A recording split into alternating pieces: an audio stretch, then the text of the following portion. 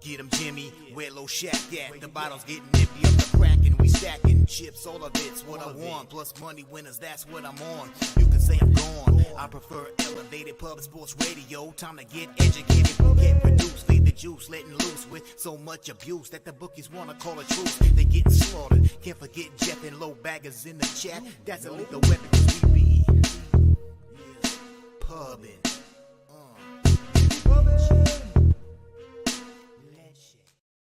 What up, cappers, gamblers, punters, hustlers, low baggers? Sorry. Let me fix this here. There we go. Our producer, Jose Bouquet, is on an airplane right now.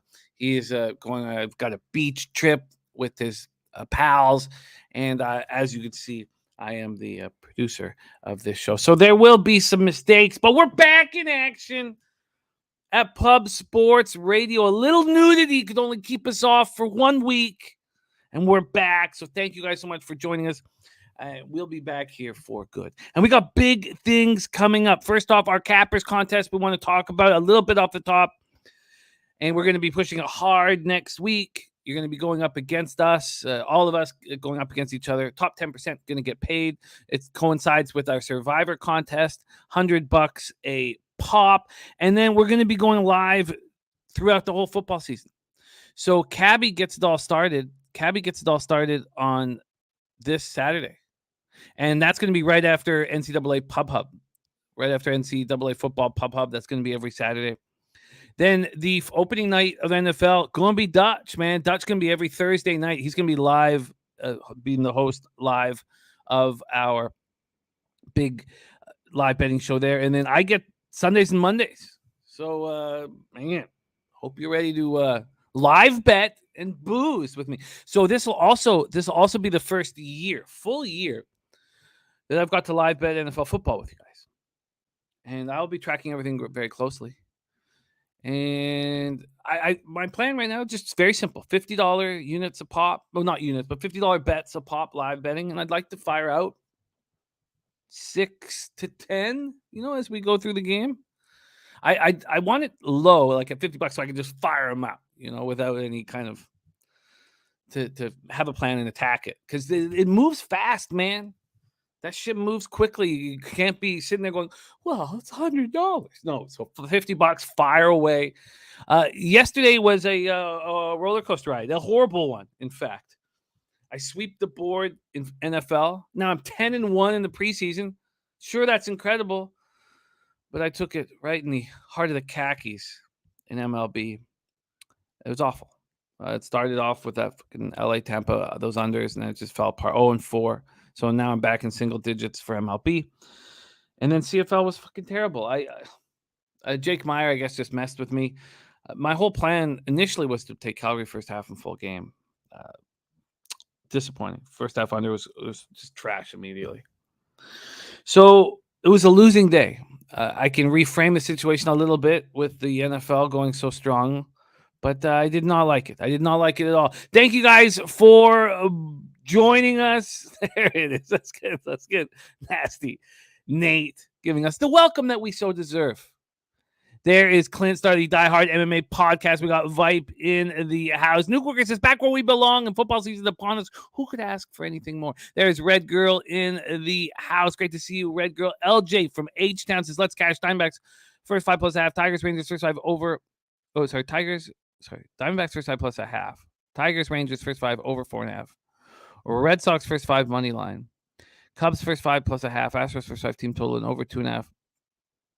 First 5 team total over 2.5, and Blue Jays -1.5. All right, let's get all this.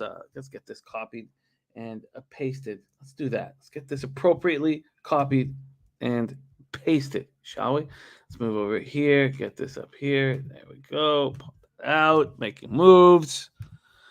There we go. Jose said, Jimmy, your intro was money. See, there he is from the plane. What a hard worker he is. What a great, great guy and a hard worker. Let's copy LJ from H-Down's action right there. Lock that in here for MLB. So we're starting with CFL, going into NFL, and then big 15-game card in MLB. I want to bet the Rangers, but I've held off betting the Texas Rangers at this point. I do want to talk it out before I invest in it. But I have taken the under in Raiders Patriots under 37.5 with confidence. That will get me to 11-1 in preseason. So there's J Dub ready to get to work. Professor Chris and Colorado Bull. Look at this. We got Colorado Bull back next. Good morning, Jimmy, and to all my low back fam. For the first time ever, my local has already put out week 1 NFL lines. Any thoughts on who you like? Yes, we have many thoughts. Many thoughts on who we like. And we will also be breaking down the entire week 1 card on our new Tuesday night NFL show. Same time as last year, 8 p.m., but with a brand new host. We are introducing a new capper to the Pub Sports Radio family. I'm excited about working with him, and that will be announced next week.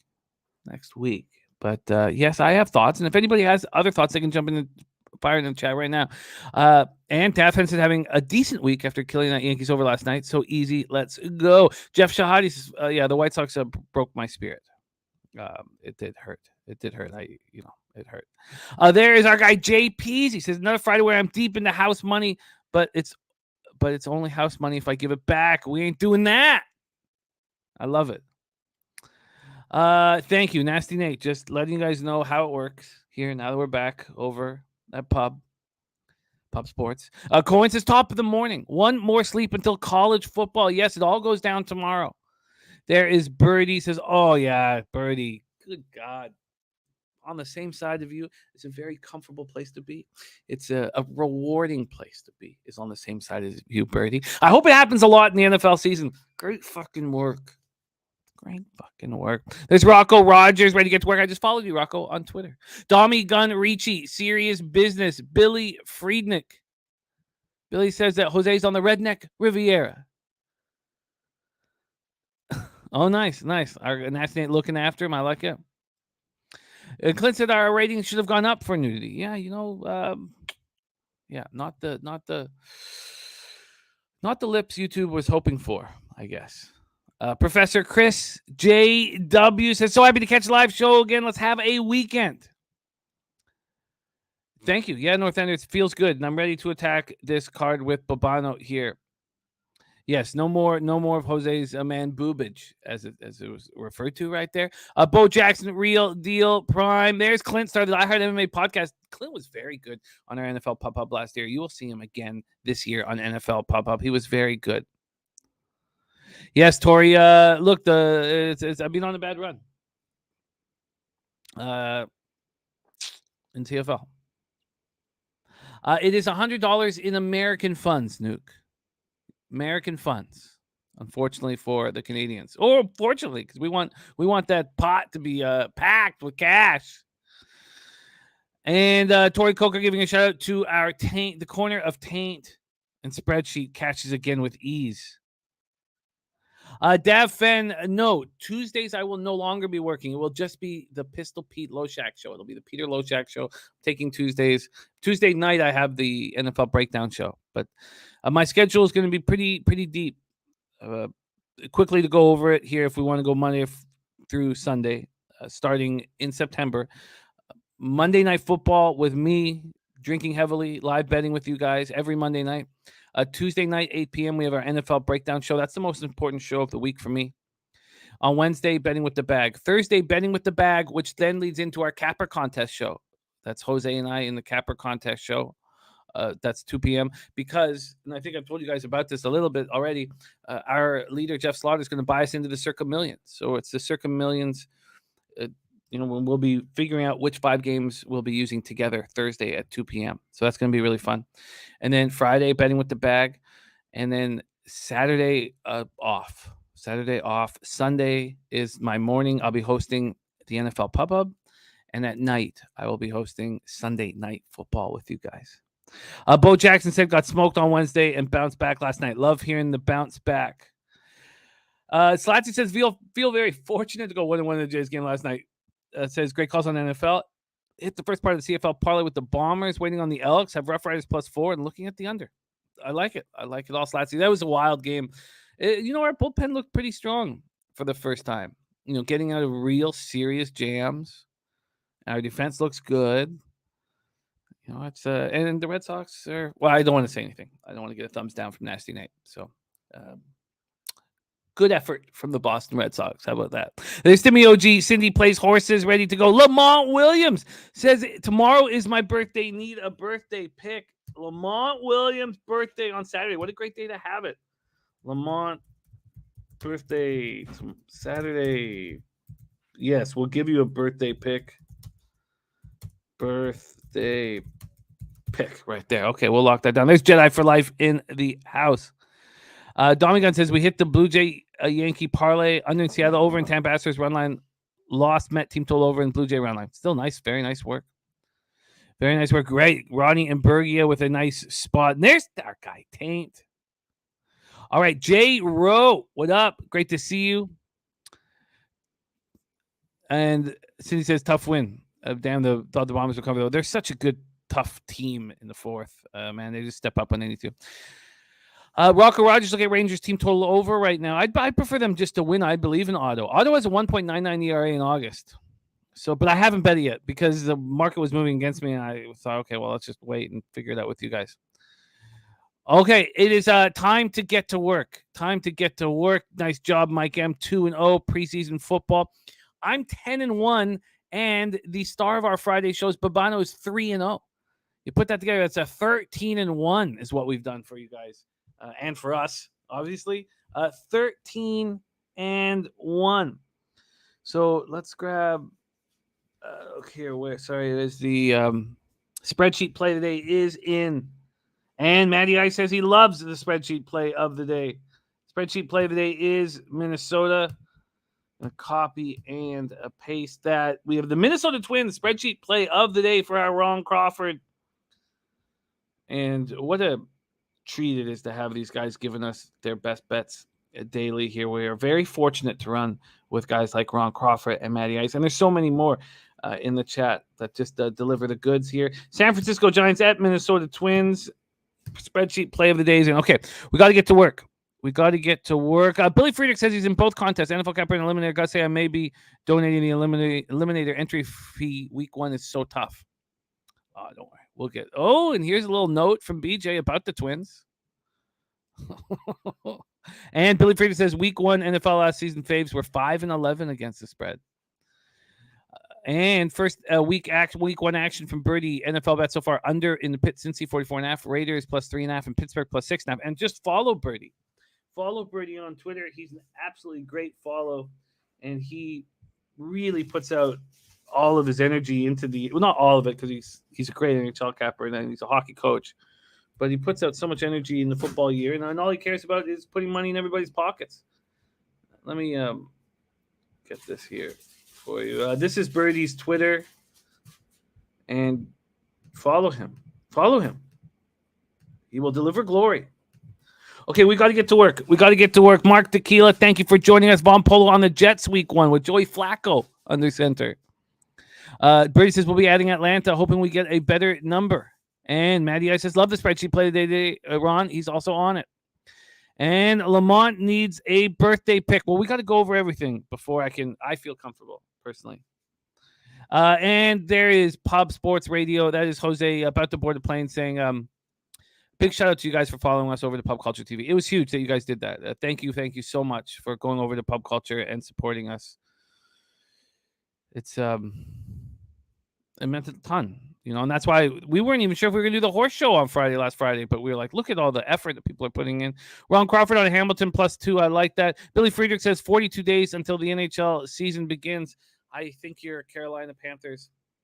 Sorry, Carolina Panthers. Sorry, football. My Carolina Hurricanes are going to be a really good hockey team this year, and I did not my usual Florida Panthers, Carolina Hurricanes futures. I didn't bet last year, and it didn't hurt me. Wonder if we go back to the well. We got lots to talk about. All right, let's get to work. It's great to see all of you guys. It's been a roller coaster of a week, emotionally and gambling wise, and things like that. And just very thankful to have the opportunity to cap with you guys day in and day out. Very thankful to cap with your first guest, your only guest. He's the only man you need. Unicorn Capper caps every sport. He's here to rock with you guys right here and right now. His Tie Cats are a look from our Ron Crawford. They are in action just beyond the Pigeon Fuck Fest on my balcony, just past the Fuckfest, BMO Field, right there. That's where they will be playing tonight. Please welcome from Canada's black and yellow, Mr. Ian Cameron to the show. Bobano, how are you, my man? Yeah, one fuck fest to another, Jimmy, because that's BMO Field for Argos fans, a fucking disgrace fest, if you ask me. 200 people in the building, if you're lucky. And thankfully, the Ticat fans will rescue those pathetic attendance figures tonight. Yeah, yeah. It's sad. It's sad, and I haven't been to BMO Field this year, so I haven't supported it either. So, and it's very difficult team to support. Let's get right into it right now. But before we do, Bobano, spectacular job last week. You were on one. You were sharp. You were strong. You were a monster in MLB. 9-4 plus 6.35 units. You had those huge dog wins on the Royals at plus 170, first 5, plus 180 full game. You move back into the black. Your MLB is just such a wild roller coaster ride. It's mirrored my full season. If anybody's following me on Twitter and I post my daily MLB year-to-date results pretty much every day on Twitter, every day, of course, including Thursday, all the days I'm not on this show, and it's my MLB record on this show has mirrored my full MLB season overall. I go from -5 units on the season to +5 units to +2 units to -3 units, back up to +2 units. It's been that kind of season. We've been bouncing around the break-even mark, up and down a little bit, but we're on the good side of it right now, which I'll take in that sport. You are, and in great work, because baseball can get away from you. It's one of those sports where you can just the weight of the analytics can start hurting. You were also very good in CFL, 3-1 plus 1.9 units. Very good in NFL, 1-0 on the Houston Texans there. So, who were good to me again last night, by the way, the Houston Texans. Yeah. Yes, it was that was the easiest catcher on the board. I mean, that was just too easy. So last week you gave us a 14-5 record. Wow, spectacular work. Great. Tough act to follow.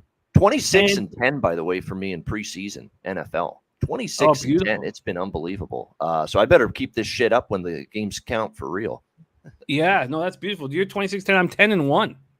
Yep. So that's 36-11 combined. It's just magic. Hey, if you're betting the information and you're reading up and you're researching and you're finding out information of what teams want to do, what the plan is, there's no reason not to profit with preseason football. I have no time for people that say preseason football, I can't bet it. It's a waste of time. If you bet it properly and you do the research, you read up, you get the information, you can profit.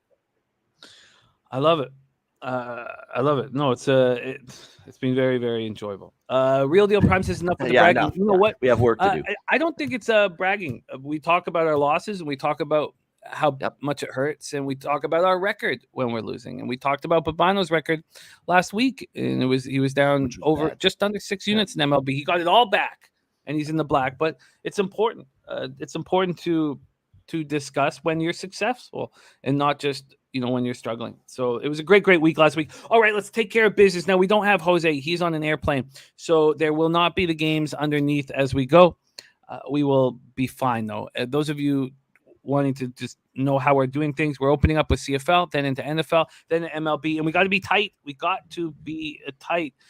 Let's get to work. Jack Rosenblatt said smash Mets -1.5, Phillies -1.5, Astros parlay him, lost on Guardians, took a bad shot with the A's at +1.5. That'll happen. And then another thing is the taint play the days in, and it correlates with a bet I wanted to make all morning that I didn't. I even gave it out on the radio this morning and haven't bet it yet because the market was moving against me, and I just thought, you know what? Let's see how far the market moves against me. And the public I knew was going to be betting the Rangers. So I was like, let's wait. But if Matty Ice is on it too, then I will bet it for sure. All right. AOD, Cubano's Cheesecake, Jack Rosenblatt, Chris Drobny, Real Deal Prime, Razor Sharp Picks in the house, The Sweaty Butcher. What a great group. And Razor Sharp Picks has a nice gambler's first glance winner yesterday. 5th straight winning day. Let's go for 6. And don't forget, tonight here, back on our main channel, we have Cash at Fridays. And be there right when it starts 8 p.m. because that's right in the thick of the Delmar card. There's Dabby Cab in the house. Great to see you, Dabby Cab. What a huge day it is for our channel tomorrow. Let's just say this one more time. It's a huge, huge day for our channel. We have NCAA football Pub Hub that pops off at 10 a.m. It's the first NCAA Pub Hub of the year, and it rolls right into Dabby Cab's live bet stream of Nebraska at Nebraska Northwestern. So we're very, very exciting. And Dabby Cab is the host of the Ladder Show. And then, of course, DJ Big Boss, Big Ragu, C-Mac, and Bobano hosting the NCAA show. Let's get to work right now. Birdie says NFL preseason bet for this weekend, Colts spread and money line. Right said they're taking this game seriously. We get a line because Brady will play a series or two for Tampa Bay, smash the Colts. Let's pop that into my notes here. Right under Bobano's MLB record. CFL, we need to step it up. You did last week. You went 3-1 plus 1.9 units. But we're on this show, and I know you're having a good season, and it's tough when it's only your Friday action here.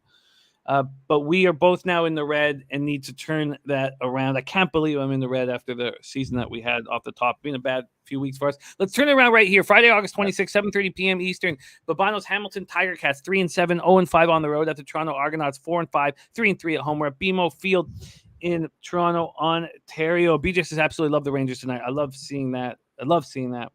And Razor says $500,000 stakes race too. Yeah, it's going to be a big card for Cash Up Fridays today. Okay, let's go. This is there was talk that there was going to be possible rain tonight. That's not the case. So you can cut. There's no rain coming tonight. I don't know where that came from. This is the third time these guys have faced off in the last 4 weeks, and then they'll play again next week. Both teams have held serve at home. Toronto won 34-20 at home in week 9, and Hamilton 34-27 in week 10. Schultz has started the last 2 games, but Dane Evans is back for this one. He's been dealing with an injury to his shoulder.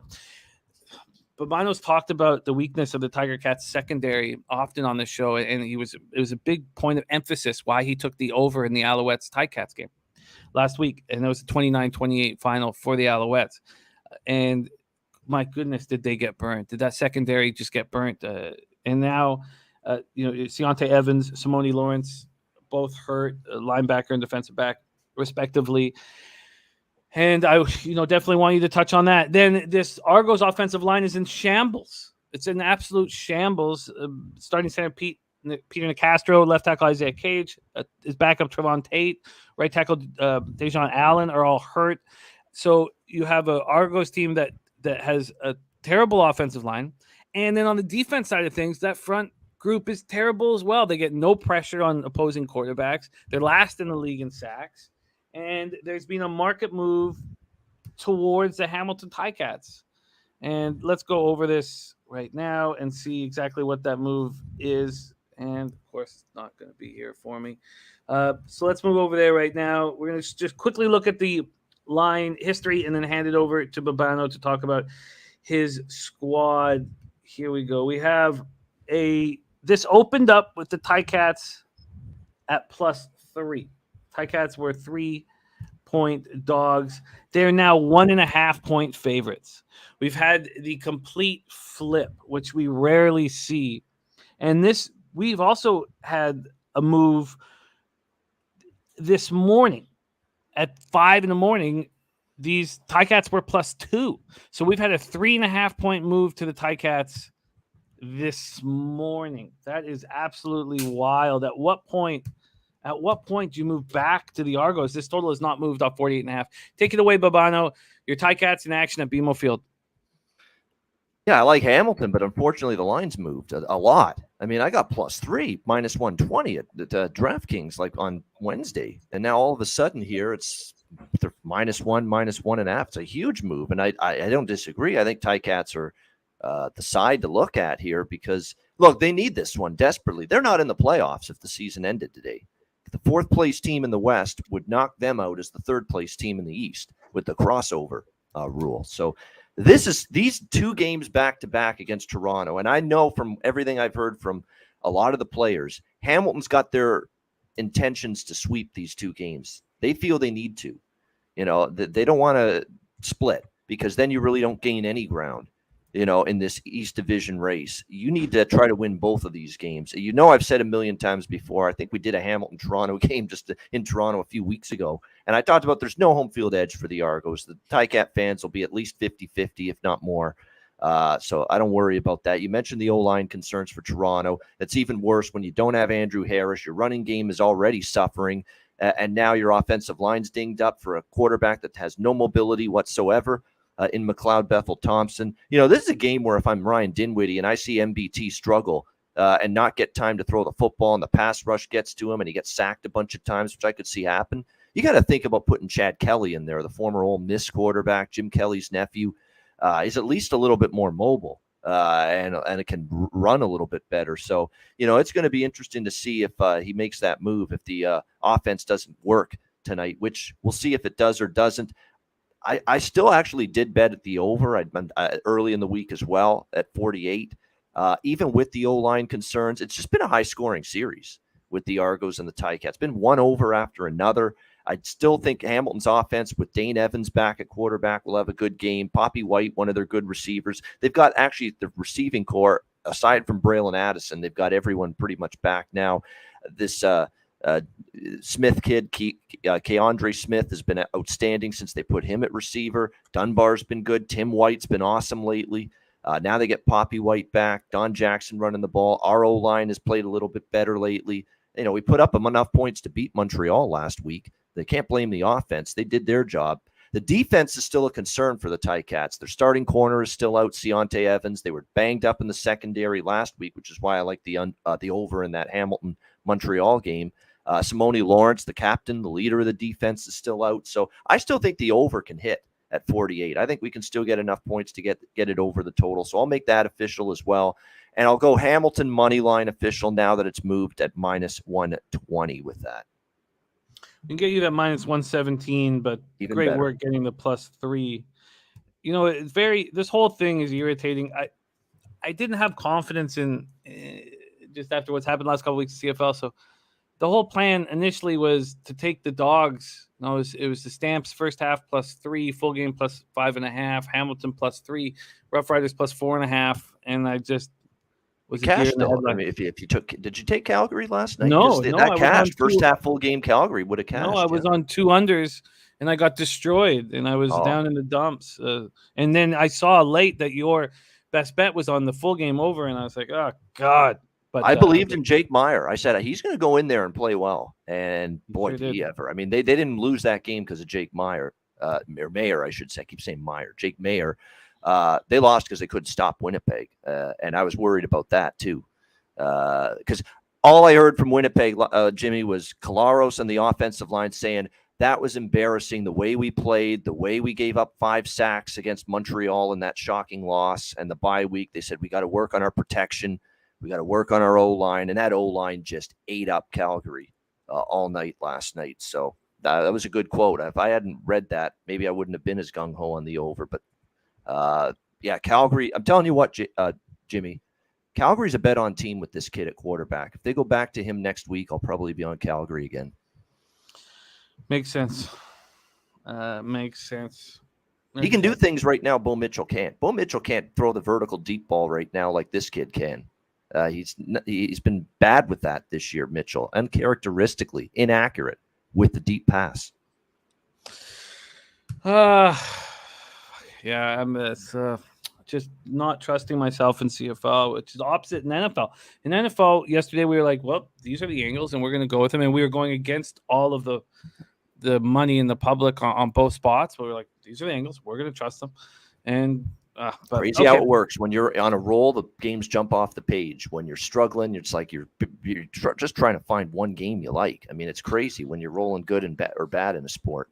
Yeah, it's just you don't trust yourself. But Bobano's locked in on the Ticats at minus 117 and the over 48 minus 108. When I think about the difficulties the Argos are going to have, it means that defensively, it's all on the line. It's all on the line. And it kind of leads me to an under, but I've been getting destroyed on these totals. It's interesting, though, that this has gone down to 48 at Pinnacle, which is what we got yours, the over 48. Thank you, Billy Friedrich. I hope that is the case here. Gregory Simmons in the house. We got Slatsy saying off this game. Cats yet to win a game on the road. Nargo so banged up. But Bobano is not off the game after a 3-1 week here last week. On his way back to the black. Ticats minus 117 over 48 minus 108. We move on to the 10:30 p.m. Eastern game. Now, I got cold feet for a reason here, I think. My first instinct was, Michael O'Connor's, he's going to get hurt here. But the longer I sat with this Roughriders Lions game, the quicker I started thinking about how these guys in that locker room are going to play for him. And that changed as the week went on, where I started thinking psychologically, oh man, these guys are going to fight for Michael O'Connor. I have never said before that UBC product and then said anything about professional football. And that's what we have here. UBC product, Michael O'Connor. He got on to Penn State in his freshman year, but he didn't play, and he switched out at the end of the season and went to UBC, and he was really good. But I don't know what that means exactly when you're really good for the UBC Thunderbirds. He wasn't at a level where I was like, oh, we'll definitely see him, in the CFL. The Lions here lost Nate Rourke, who's on his way to Most Outstanding Player Award in the fourth quarter of their 28-10 beatdown of Saskatchewan. I've been waiting for Saskatchewan to show some heart, and I immediately thought, well, they're gonna want to beat this kid up, Michael O'Connor, and so my first thought was, got to move on the Rough Riders at +4.5. But then I sat with it. The Riders front four is back. Pete Robertson, AC Leonard, and then Garrett Marino is back. But Fajardo looked so bad, and then he was replaced by Mason Fine. Shaq Evans is still not ready to play. You got Duke Williams and Jamal Morrow on the IL. Why would I sit here and think that this I think that from a simple standpoint, I was like, oh, Michael O'Connor's not Nate Rourke. They're going to see the difference immediately and all this stuff in the Rough Riders +4.5 for the play. The longer I've sat with it, I don't know if they are the play. And at least on this spot, I think it's okay that I was patient. So the question is, could this get down to a 3 now? Because we've seen all this movement, and it's moved to 3 now. 3. Okay. Yeah. So I think at this point, and look at that, the +3 for the Rough Riders is juiced. I mean, is it possible we see a 2.5? At what point do you say, you know what?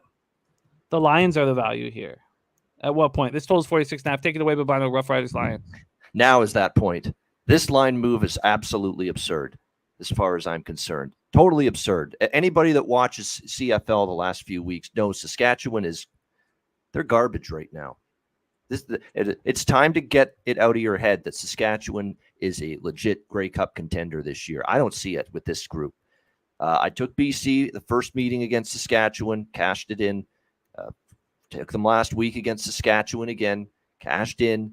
I like BC now at -3. Maybe I have some hesitation when it opened 4.5, and it was as high as 4.5, even 5 early in the week. But at -3, there's no way I'm passing up BC, even with Nathan Rourke out. And Nathan Rourke is going to be impossible to replace. There's no doubt.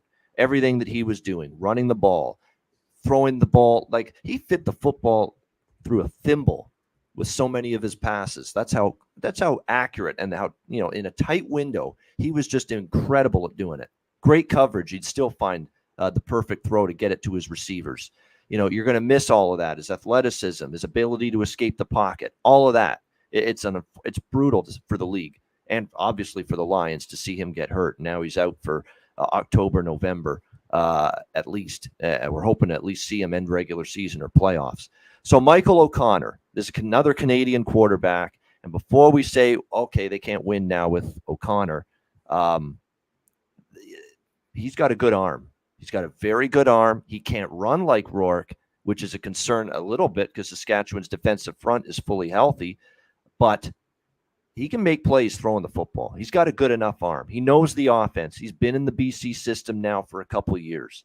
So he knows the playbook. He knows the personnel around him. He's going to have a full week of practice. The whole week, he's getting the first team reps. He's going to know he's the guy. So he's got that opportunity to build that rapport with Brian Burnham and with Lucky Whitehead and with Dominique Rhymes, all the great receivers on this Lions team.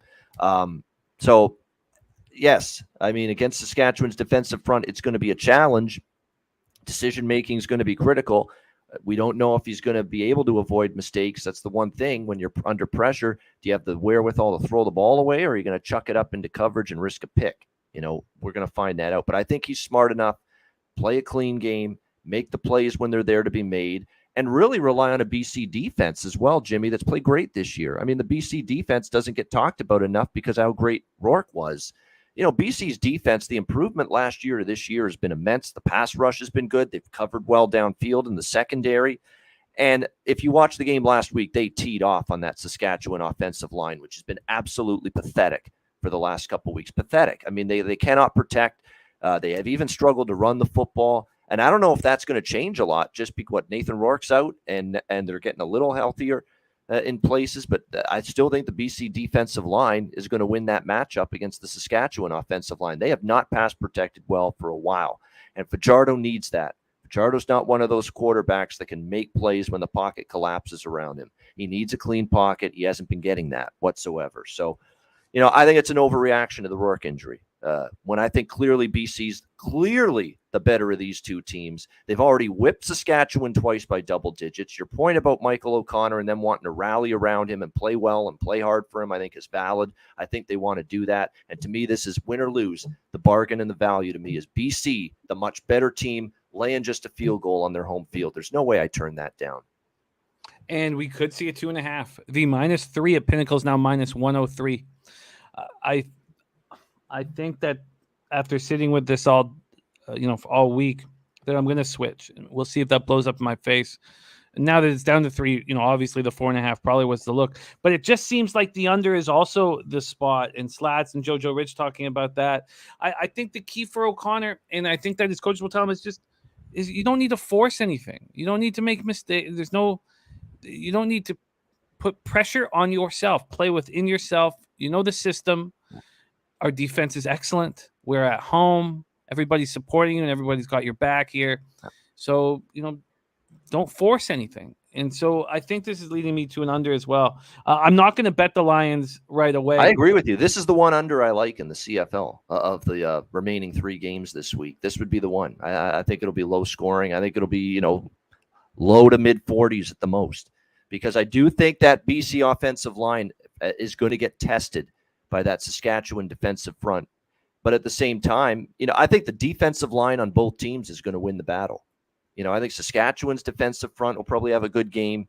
And I think BC's defensive front will do what they did the first 2 times they played this bad Saskatchewan offensive line. And that's blow up the line of scrimmage. And I think it'll happen again. I love it. Let's keep rolling. We have the Saturday CFL game. Let's be tight here because we got NFL and then we got this huge MLB card. Here we go. Saturday, August 27th, 7 p.m. Eastern. Ottawa Redblacks and Edmonton Elks. We're at Commonwealth Stadium in Edmonton, Alberta. The largest open-air stadium in Canada. You could have 59,000 fans in there. Do you think they'll have 59,000 fans for this one, Bobano?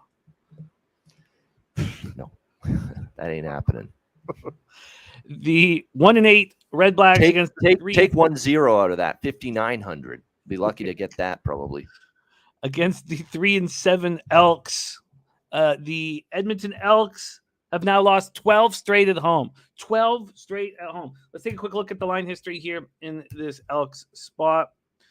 We have it opened with Ottawa +3 at -110 at Bet365. Then the first move was toward the Elks, and it's come back. Ottawa is now juiced at the +3 at -115, which is very interesting. Extremely interesting when you watched what happened last week, that 30-12 beatdown delivered by the Elks, who completely took over in the second half.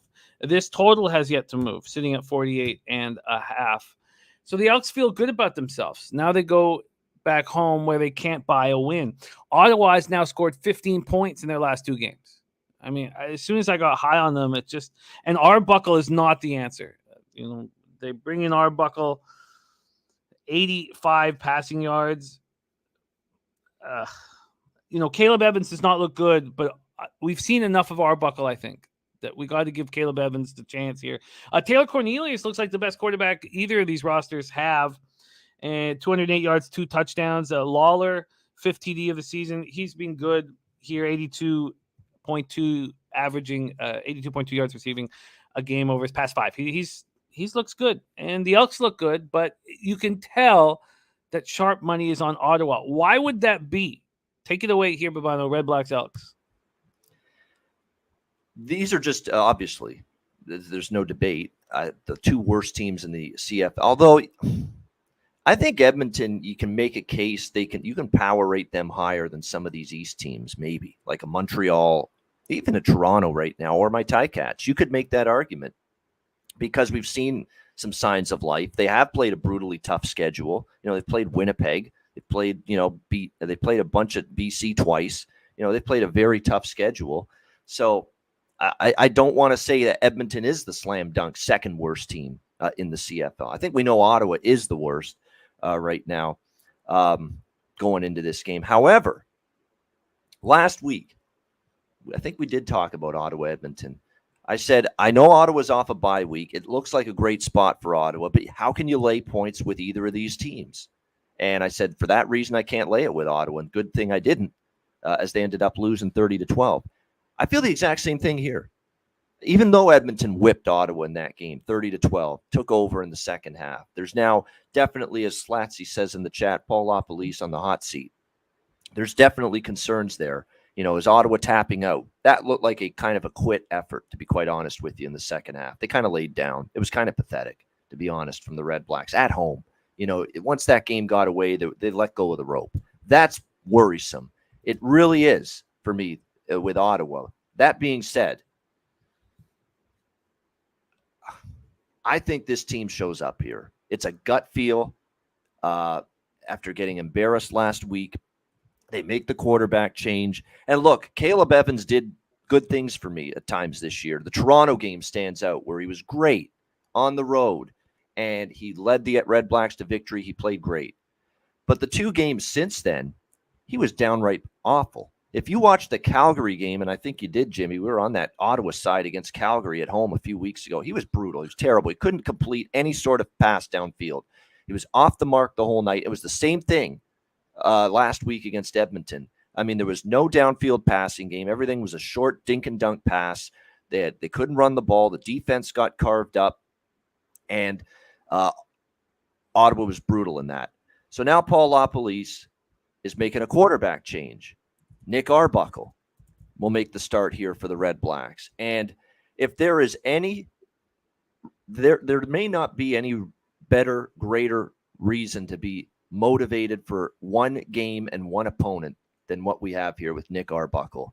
He did not even get a sniff of a shot, one snap, one shot in Edmonton when he was there. Chris Jones made it loud and clear. This guy ain't going to be my quarterback.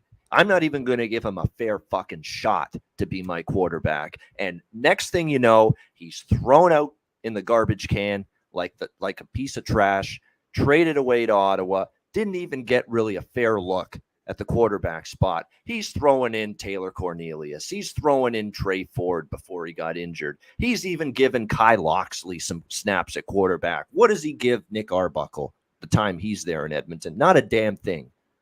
And he was just never part of the plans there in Edmonton. And if I'm Arbuckle getting ready for this start, first one here with Ottawa against this team that treated me like a piece of shit quarterback, I'm coming out here and saying, you know what? I'm going to stick it to you, Chris Jones. I'm going to stick it that you didn't get, that you treated me like this garbage. And I think that matters here in this handicap. I think that matters here in this matchup.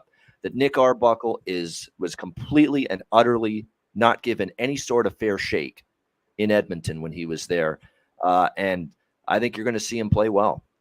I really do, because I still don't trust Edmonton's defense. I don't, even though they played well last week. How many times have we seen Edmonton's defense play good 2 weeks in a row? They'll give up 12, 15, 20 points, and they'll give up 40 the next week. And we can't forget, this is a team that's on an 11-game home losing streak at Commonwealth Stadium, and here they are laying points. Not for me, not for this better. Give me Ottawa. You will get Ottawa right now. Let me move over, get fully CFL football. Over at Penny, which I imagine will be the best line, you're getting the +3 for Ottawa at minus 103. Before we move on, can you give us the sound of La Police? Man? Oh, yeah. Whoop, whoop. That's the sound of La Police. Whoop, whoop. That's the sound of the beast. There we go. There we go. There we go. I did forget to do that. That was shocking. Couldn't believe it. No, don't worry. The chat. He might be out if they lose this game, honestly. This could be a win and you keep your job, lose and you're fired type of spot. And especially if it's as ugly as it was last week. So this is huge for him, I think. Bobano is on the Ticats, minus 117, and the over at 48, minus 108. I have a vividness bias of these teams having these slugfests that go under and making so much money on unders. And clearly that's not happening. I still want to bet it, and that's the problem. That's why I keep telling you guys to read The Undoing Project by Michael Lewis so we can explain the mistakes that we're making with our subconscious. Bobano's on the Lions, minus 3 at minus 103. Could that go to 2.5? I'm betting the under in this, and I'd like the Lions as well. Then the Redbacks plus 3 takes big balls to bet the Ottawa Redblacks. Oh, over the total as well in that game. Put that on as in official. The Redblacks over as well. Oh, it just stayed under last week, but look, Edmonton will score. I do like the way that offense is getting better. Cornelius and Lawler downfield, and they've got another couple of receivers. Kyle Loxley actually is converted to a receiver, and he's been very good for Edmonton. So I think they'll still score some points. I think Arbuckle, like I said, he's got to be motivated here to play really well in a big game against this team that just cut him loose, discarded him like a piece of trash. And I think he will. So I like points in that game as well. You've got it. So Bobano all over this card, coming up for 3-1 week here on the show last week. And I've been scuffling in CFL. I have not been scuffling in NFL. 3-0 back-to-back board sweepages for us. And now 10-1 on the season in NFL. Last night, comfortably cashed everything. It was just sit back and relax. Thank God, because I was poor in the other sports. Chiefs plus 105. That was plus 115 before the game started. Everybody was on the Packers. Didn't matter. Packers. That's okay, Flats. You don't feel that bad. I mean, I understand why people like Edmonton. I mean, they just crushed this team last week. And look, Nick Arbuckle, he might go out there play like crap. Who knows? I mean, I'm motivated. He can be motivated all he wants. Maybe he's no good. You know, maybe that's why Edmonton got rid of him. But I still don't think he got a fair shake there. I still don't think we've seen enough of him to really firmly evaluate how good or bad Nick Arbuckle is. So I guess we'll find out a little bit more on Saturday. We will. Saturday night. We will.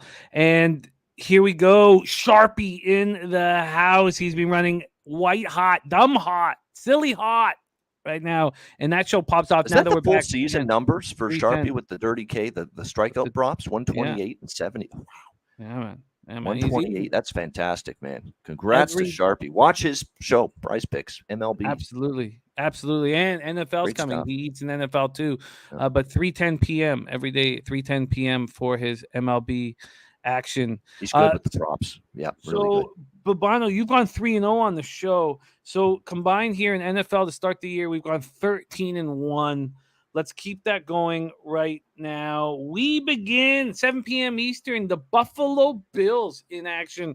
And has that offense looked good through the first 2 games of preseason. And no need for Allen. 69 points of offense. Case Keenum is locked in, man. 16 of 18 for 192 yards passing last week. But we've been told they are not using any starters here for this road game. It opened the Bills plus 6, and right now the Bills are plus 6.5. When we go over to the total, this total opened at 39. It went all the way up to 42.5 before coming all the way back to 39.5. So interesting here. Manbear Pig says Bills easiest money line bet. Yes, Mr. Always Profit MLB is right after NFL. And Big Show Pick saying made $328 this week on Sharpie's props. I love hearing that. Bills are resting all of their starters. They look very good offensively through 2 games. They beat the Colts 27-24 at home before beating up on Denver 42-15. Barkley's even looked okay. Bills have put up 879 yards of offense through 2 games. Sounds like Josh Allen's at the helm. Carolina opened up with a 23-21 win at Washington before losing 20-10 at the Patriots. Matt Rule has said his starters will play into the second quarter. We won't see McCaffrey. We won't see Robbie Anderson. Baker Mayfield will look to get more comfortable with this offense, but he won't have starting center Bradley Bozeman. Here we go. Let's stay hot, Bobano. Take it away. Bills, Panthers. Good game to start with. I have a side and a total on this game. Bills and over. I mean, Bills are an over machine here in the preseason. And when I bet overs in the preseason, I want to be able to trust all three quarterbacks to be able to get the job done. And I don't think there's not many anyway, that are a better quarterback rotation in the preseason than what Buffalo has. With Josh Allen, with Case Keenum, who's been a starter for a couple of years in this league, who's a very experienced veteran quarterback. And then you've got Matt Barkley, who, for a third quarterback on the depth chart, he's as good as it gets because he's been in this offense. He's been with this team and in this system for years. So he knows the playbook inside out. He can execute it, and he can easily move the football against, third, fourth string defenders, that's when he comes into the game. So it's a perfect combination here. Look, I understand why all the money came in on Carolina early this week. People are betting the info, as Matt Rule indicated. We're going to see the starters, including Baker Mayfield, into the second quarter. I get that, but Baker Mayfield's not playing the full game. He may not even play the full first half. This game is going to be won and covered in the second half. I think people forget that sometimes when they're betting preseason football. And the Bills' backups, both sides of the football, have been outstanding here in the preseason. They've got depth at all positions now. That's what you expect from a team that's as good as we expect them to be this year. And you got to have a really, really good reason to lay this many points in a preseason game. I do think Carolina cares more than Buffalo about this, especially because Buffalo got the 2 wins at home. Now they're going on the road. So I understand that. But at the end of the day, you're getting 6.5 with the Bills. And I think they're probably going to have the edge, quarterback rotation-wise, and with, their defense as well, in terms of their depth compared to Carolina's. So, if this line stayed where it was when it opened, like 2.5, 3 on Carolina, probably not a bet for me. But this is a team that's now won 10 straight preseason games, the Buffalo Bills, 10-0 straight up preseason run for the Buffalo Bills, and I can get them plus 6.5. I'm not turning that down. So Buffalo plus 6.5 and over 39.5 Caesars. There's 40 most books, but I found 39.5 at Caesars. So Buffalo plus 6.5, Buffalo, Carolina over 39.5, both minus 110. Interesting breakdown. A couple things for me that make me uncomfortable with the Bill side is that I've not heard one person say Panthers. And when they put this spread up, they knew they were going to take a ton of Bills money. And we've seen later in preseason, road teams just don't care about winning at all. That's true. Couldn't care less about winning. I agree. And last night, we went against everybody, taking the Chiefs at home because we knew that the Packers hadn't won on the road in the preseason since 2017. And Houston, another home team. Yeah. I hear you. Yeah, I hear you. And so again, at plus 3, no way I bet it. Especially because we know Buffalo is not as keen in this game as they were the 2 previous games, the preseason home games against Denver and Indy. But you're getting 6.5, and you're still going to have Keenum and Barkley, for the entire, they'd really have to screw up and really have to play poorly. I think with the number being where it is right now, plus 6.5. That's just what I think, even if they're disinterested. Yeah, no, I hear you. I'm going to need more time on this, and I won't be on the Bills. I'm not going to take the other side, but I can't. Yeah. It's Bills or pass, but I know what you mean. You might be passing, yeah. And Joe Jurgen says books hanging at 6.5 for a reason. Bills are the play, but not for me. So, and again, remember what happened yesterday? Not in the Texans game. Actually, it was the Texans game was included. All 3 bets that we made yesterday were way against what the public was doing. And here it's very fishy that they put up this number. And so, but let's get you that. Was that 39.5 at Caesars at minus 110? Because I did find one at minus 112. Let me know if you get that with regular VIG or not. So plus with me, I'm 26-10 in the pre. I don't want to say playing with house money, but you push the envelope a little more when you're having the kind of preseason run I've had, and for you've had as well. So that's why I don't mind taking Buffalo.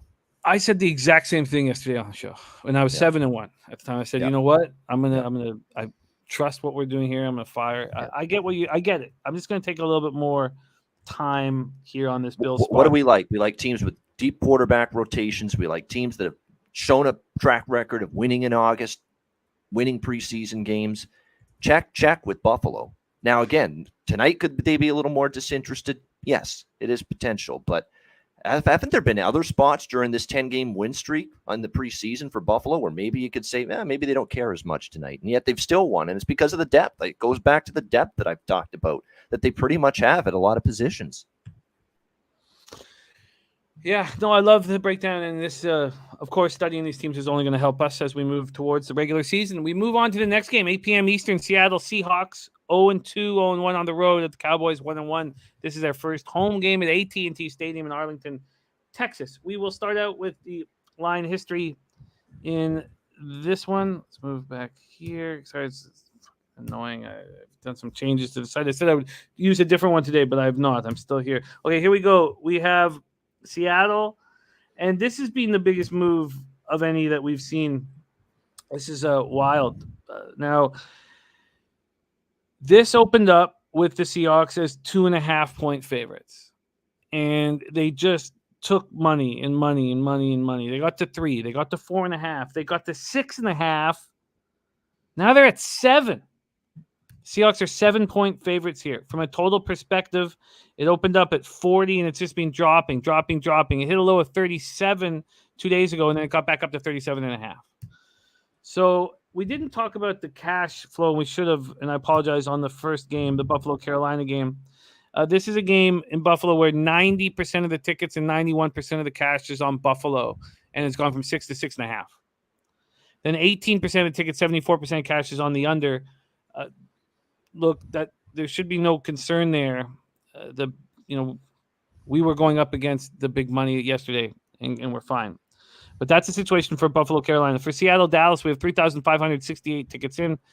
And this is different because you have 17% of the tickets on Seattle and 81% of the cash. Somebody came in and made a huge – well, they can't make huge bets. There's limits. So I guess there was a bunch of max bets on Seattle, and they were forced to change the line quickly. 54% of the tickets, 90% of cash is on the under. We don't have cash flows on the total for the next 2 games, just these first 2. So you have 74% of cash on the under in this Buffalo, Carolina, and 90% in Seattle, Dallas. Seahawks opened up their preseason with a 32-25 loss at the Steelers before losing 27-11 last week at home versus the Bears. They did not have Drew Lock available last week due to COVID. He's back here. They had Smith and Eason, and they did not look good. Rashad Penny, DK Metcalf, Tyler Lockett haven't played this preseason, and they look to still be deciding between Drew Lock and Geno Smith. I don't know why they wouldn't give Drew Lock the opportunity here. Cowboys opened up with a 17-7 loss at Denver before winning at the Chargers 32-18 last week. Greer and Cooper Rush are battling for the number 2 spot behind Dak. So we know that Dallas will be resting almost all of their starters, but there is a legitimate battle going on at quarterback, and I find it interesting that this market has moved so heavy towards Seattle. Now, realize that 83% of the tickets are on Dallas at this number. Just none of the big bets. Take it away here, Bobano. Seahawks, Cowboys. Well, so I totally understand why Seattle's taking all the money. They've got a quarterback battle for the starting job going with Geno Smith and Drew Lock. They're both going to get, I think they're going to get all the snaps tonight, both of them. I don't know if we're going to see much of Jacob Eason tonight. I think this is for Pete Carroll. This is all about, we got to get both of these guys an extended look tonight because we got to make a decision, who's going to be the starting quarterback. So I totally understand just the deluge of money here on Seattle. This opened 2.5, it's up to 7. But here's the problem. You can't lay 7 when it was 2.5. You just can't, especially on the road here. There's no way, and no price that will get me on Dallas. None at all.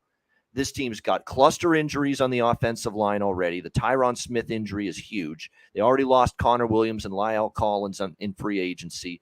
That's bad news. They've got offensive line concerns already. You don't want to get anyone injured. That's what you're thinking of here if you're Mike McCarthy and the Cowboys. So the under also makes sense. I think that the under's taken money, and we've seen that 40 all the way down to 37.5. Although I would prefer probably a Dallas team total under if you can find it, because Seattle is still probably going to try to open up the playbook. They got to evaluate these QBs, Locke and Smith, and they got to make a determination who's going to be the quarterback in week 1. for them. So I think they're going to try to see these guys chuck the ball down the field. So, yeah, I definitely could only take Seattle, even with the number being so much worse now at -7. But I'm not going to recommend -7 on this show when it was a much better number earlier in the week. So this is going to be a pass, but I want to caution people on one thing. The Seattle starters last week against Chicago, they got outplayed by Chicago Bears backups, all right? That was concerning to me. And Geno Smith in particular, who played that in the first half of that game, who's going to start this game tonight, he was horrible. The offensive line couldn't block Chicago. Their starting O-line, Seattle, could not block Chicago's backups on the D-line. That's concerning. So that's another reason why, look, I understand all the reasons in the world to bet Seattle here, but pump the brakes now at -7 and pump the brakes when I saw starters for the Seahawks get outplayed last week by Bears backups. That was an alarm bell going off in my head when I saw that. It's going to be a long year in Seattle.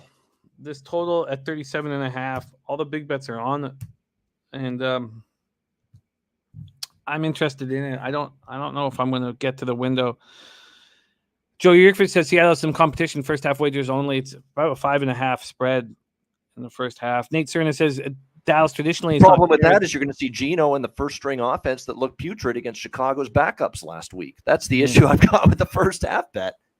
I understand why you'd want it because Dallas I don't think gives a shit about this game tonight. I don't think they do at all, Dallas. It's only Seattle for me, but I've got my reservations. Birdie says I won't be betting this game because I missed Seattle early. Seattle first quarter and first half would be the only way I'd look. Seattle still has not picked an opening day quarterback. First half, to me, makes sense. That's what he says there. And then MDR24 says, Colorado Springs here, Denver fan. It's a lock to never bet on lock.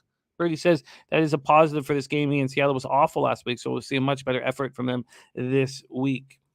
Okay, so no moves for Bobano and I. Drew Lock is going to be the second quarterback tonight. Pete Carroll already said Smith is getting the start. Like he'll play the first quarter and probably the most of the first half. We won't see Lock till the second half. So does that mean Geno Smith's got the inside track? I don't know, but that's what he's going with tonight.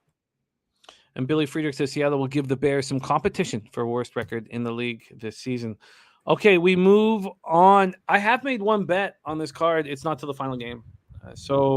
On the NFL card. Let's go 8 p.m. Eastern. LA Chargers 0-2.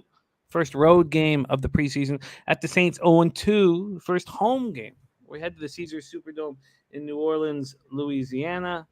Let's take a look and see what we are this is annoying. What we are dealing with from a line history standpoint and from a cash flow standpoint.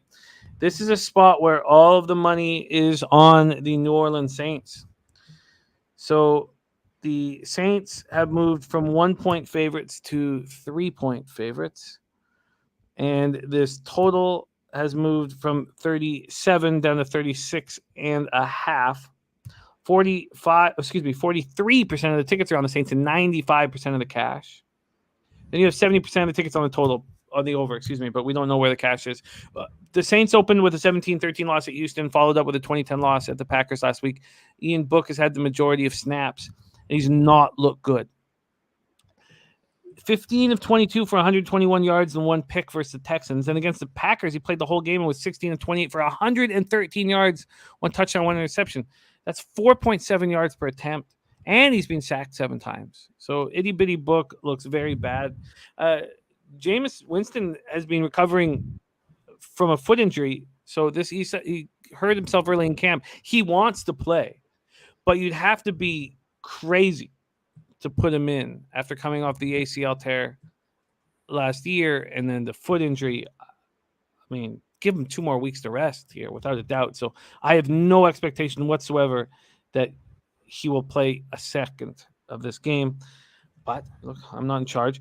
The Chargers have not looked good. They opened with a 29-22 loss at home to the Rams, then lost 32-18 at home to Dallas. We are not expecting to see Herbert out there. Easton Stick is throwing a touchdown interception. Chase Daniels looked good. 3 touchdown passes.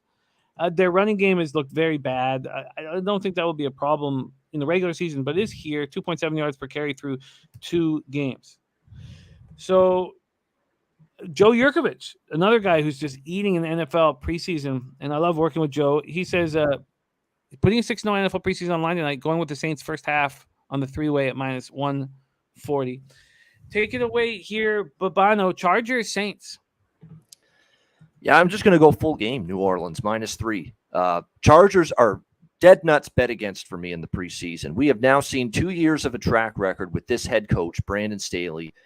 There's no interest in winning football games in preseason at all. None whatsoever. He has taken the Sean McVay path and some other coaches where it's just about keeping everybody safe, keeping everybody healthy. And I don't know if there's not many teams that have looked worse in the preseason than the Chargers so far. And I think the Saints are the only way you could go here in this one.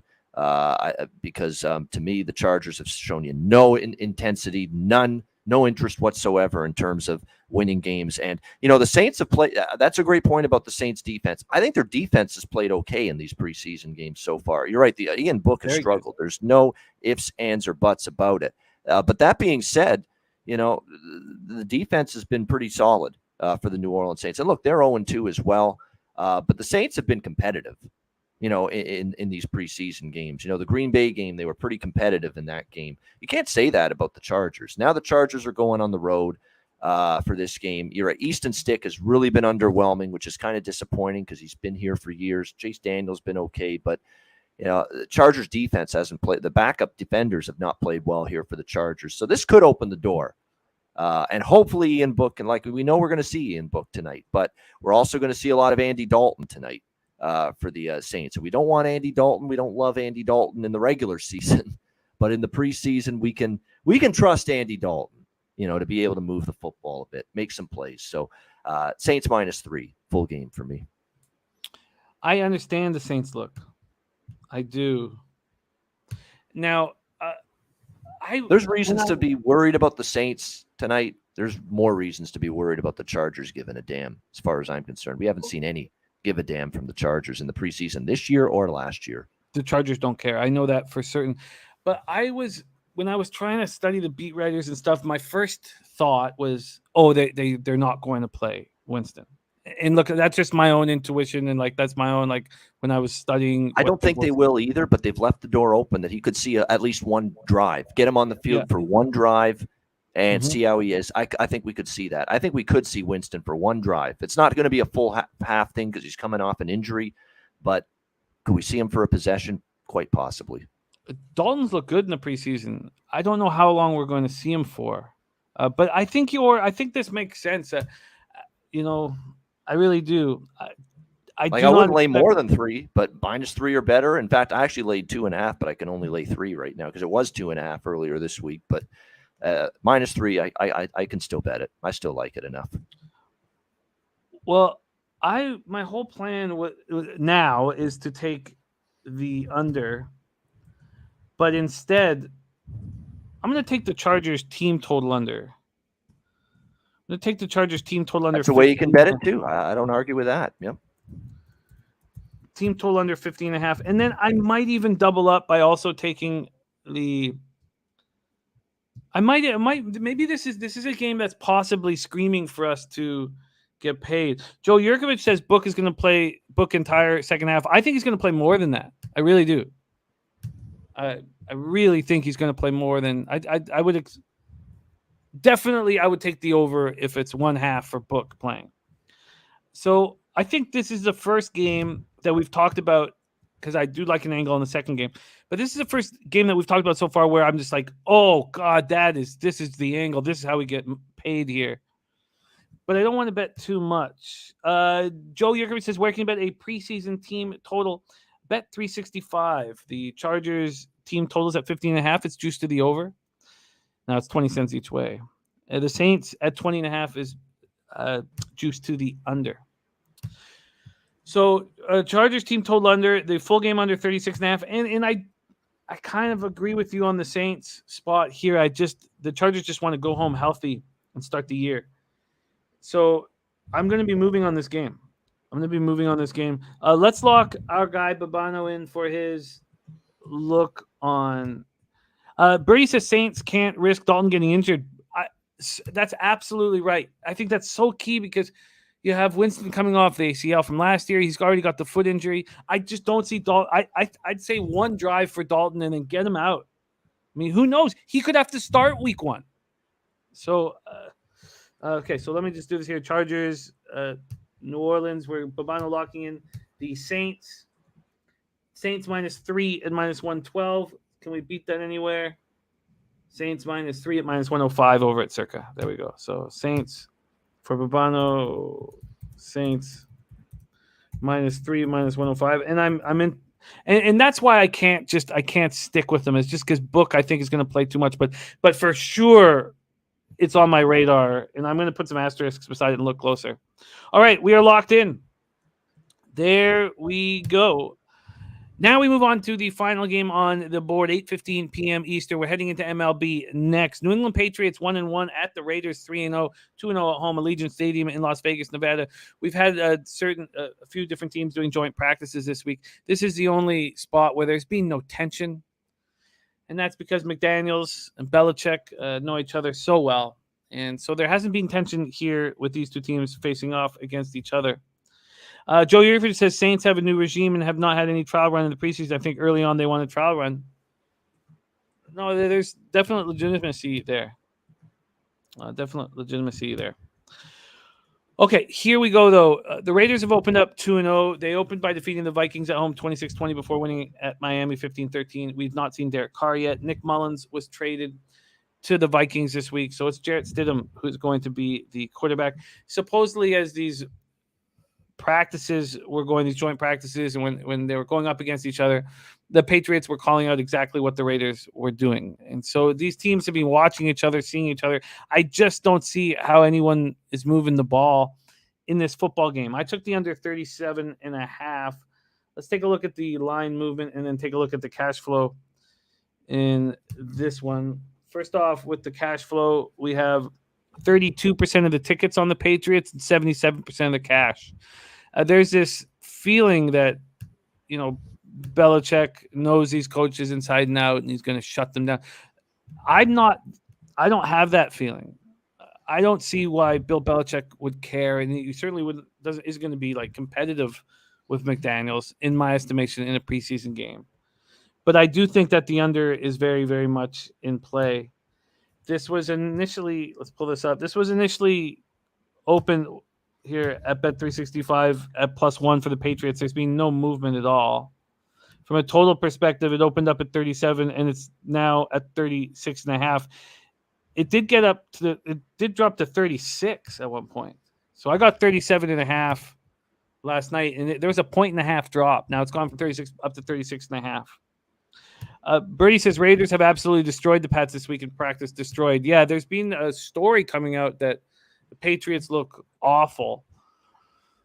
Again, they looked awful last week. That was the most fraudulent point spread cover you will ever see last week against Carolina. They didn't deserve it. They didn't. Matt Corral played like an idiot in the second half, and P.J. Walker, I don't know what he was doing down by the goal line there, resulting in that fumble for the touchdown.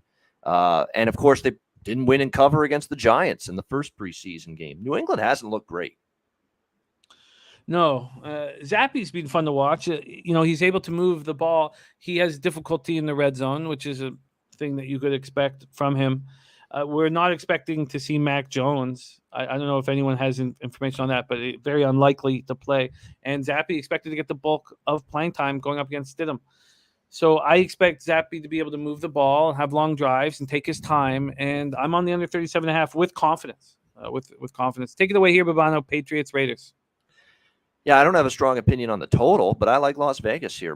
Money line, Raiders, minus 120 at win. Actually, yeah, we'll go with that because I'm actually seeing that's getting hit right now, Las Vegas. There's money coming in on the Raiders right now as we speak. It was -1, and I'm seeing 1.5 too now. So minus 120, I'll go money line with the Raiders here. I think it's a situation here where 3-0 for Josh McDaniel. Because they had the first game as well. They're the team with the extra preseason game. They played in the Hall of Fame game against Jacksonville. So they're 3-0 straight up in ATS here in the preseason, the Raiders. There's a clear care and want here to win football games in August. And those are the teams you want to back. And the Raiders have a quarterback rotation that I think we can count on more often than not. I mean, you're going to see mostly Jared Stidham here at quarterback for the Raiders. And even the young rookie out of Cal, even if we see him tonight, he's actually played well. Chase Garbers, as far as I'm concerned. So, yeah, the Raiders, to me, just to win the game, I think they're the side. And again, you're going to see a lot of Bailey Zappi. Again, this is a guy that's coming from a spread offense, an air raid offense in college football. Now you got to go to a pro style offense in the NFL. There's an adjustment period there. And to be quite honest with you, the Patriots' second, third, fourth string hasn't looked as good as the Raiders' second, third, fourth string in a lot of these games. Now, last week did concern me about the Raiders. Their offensive line didn't play well. That is a concern. And I think that speaks to what you like here with the under. We have seen some offensive line issues at times with the Raiders. But to me, New England has the Carolina did not get care. Let's keep in mind, when New England beat Carolina last week, Matt Rule already decided who his quarterback was going to be week one, Baker Mayfield. We saw no Baker Mayfield. We saw no Sam Darnold. It was Matt Corral most of that game and Walker. I mean, you have to remember that. And neither one played well. And yet Carolina was still hanging around in that game late before the craziness there and the fumble in the end zone, and New England recovered for the touchdown that covered the point spread for them in very fortuitous fashion. So, yeah, I like Las Vegas here. You've got it. You got the minus 120. That concludes our football breakdowns here. Nasty Nate. He's fun. So much fun to cowboy. Hey, if you bet against the Celtics, the Patriots, the Red Sox, any of those fucking teams, he'll say that. So it is what it is. Yeah. I love you, Nate. Look at Woodbine Race 2 from Cindy. She's on the 7 Black Boganda.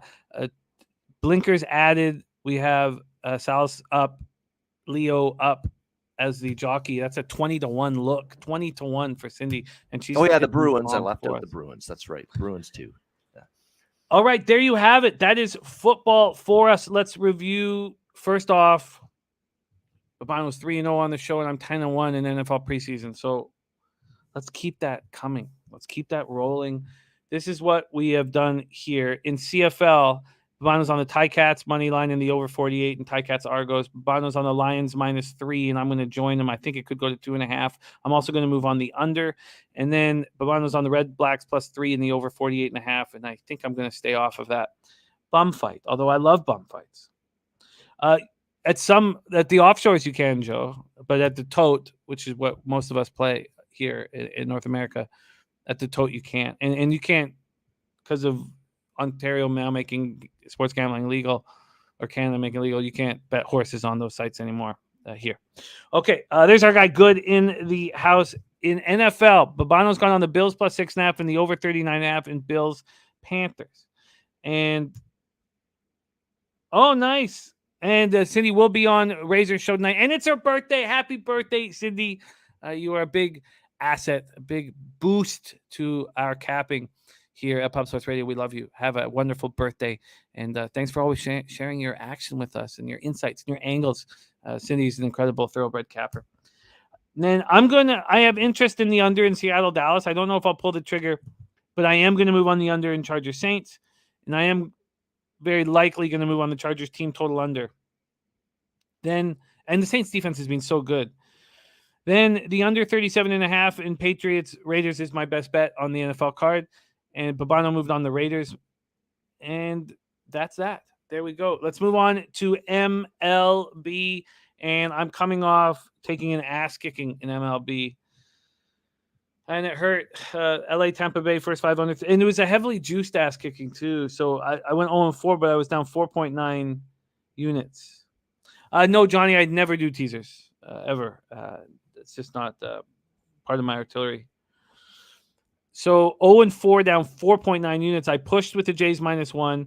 I lost with the Jays first 5 -0.5. I lost with the LA Rays first 5 under 3.5, full game under 7. And I lost with the White Sox. So I'm now 257 and 227, 53.1% plus 9.51 units ROI plus 1.96%. Average line -108. The goal is to have a 3% ROI. Actually, Joe Yurkovich wants me to have a goal of 4%. So that is sort of in my head. 3% I know I can get to, but I think Joe is trying to inspire me to get to the 4% ROI. That is me. Bobano coming off a giant day, 9-4 plus 6.35 units to bring him back into the black. 88-84, 51.2% plus 0.61 units. ROI plus 0.35%. Average line minus 103. Let's keep it rolling. Bobano, great week last week.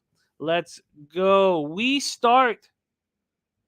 Why don't we start with a little action from LJ from H-Town. He's on the Diamondbacks first 5 plus a half. Tigers, Rangers first 5 over 4.5. Red Sox first 5 money line. Cubs first 5 plus a half. Astros first 5 team total over 2.5. And the Blue Jays on the run line. Bo Jackson swept the board last night.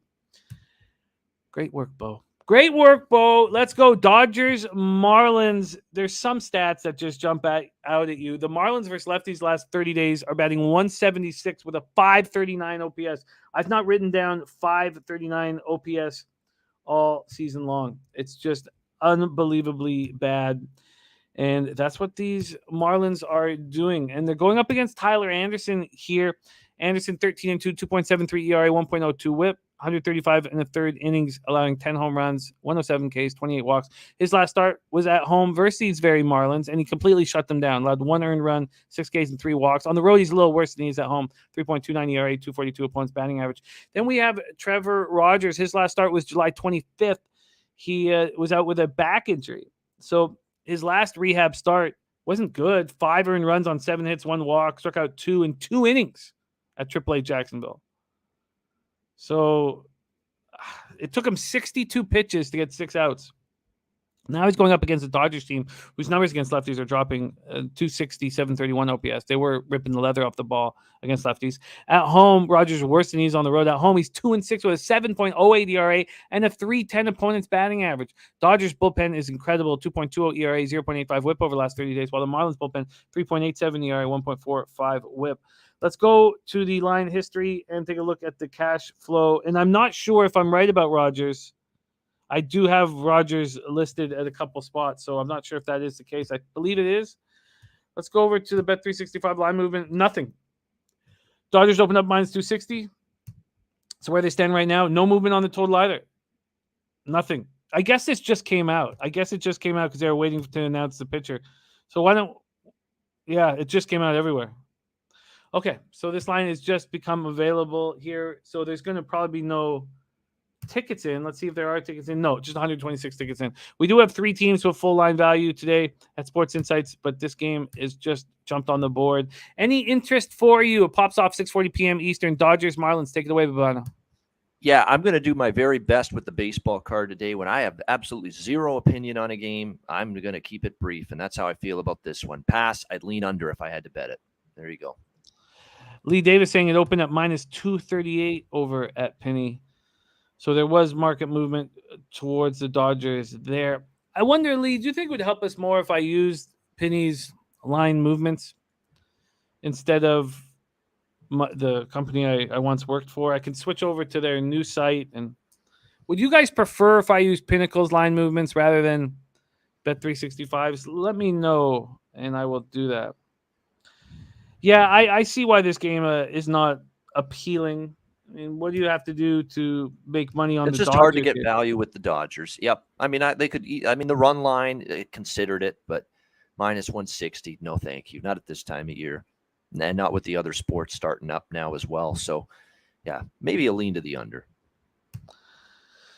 Yeah, I get it. I mean, you'd have to take the Dodgers on the -2 line. And just the Dodgers could explode for 6 or 7. That's your issue with the under too. But I certainly don't think Miami's going to hit Anderson all that much. Yeah, no, I get it. I mean, do I want the Dodgers -2 on that's still a minus line. You'd still have to pay juice to get them at -2. I think Penny is still the gold standard, personally.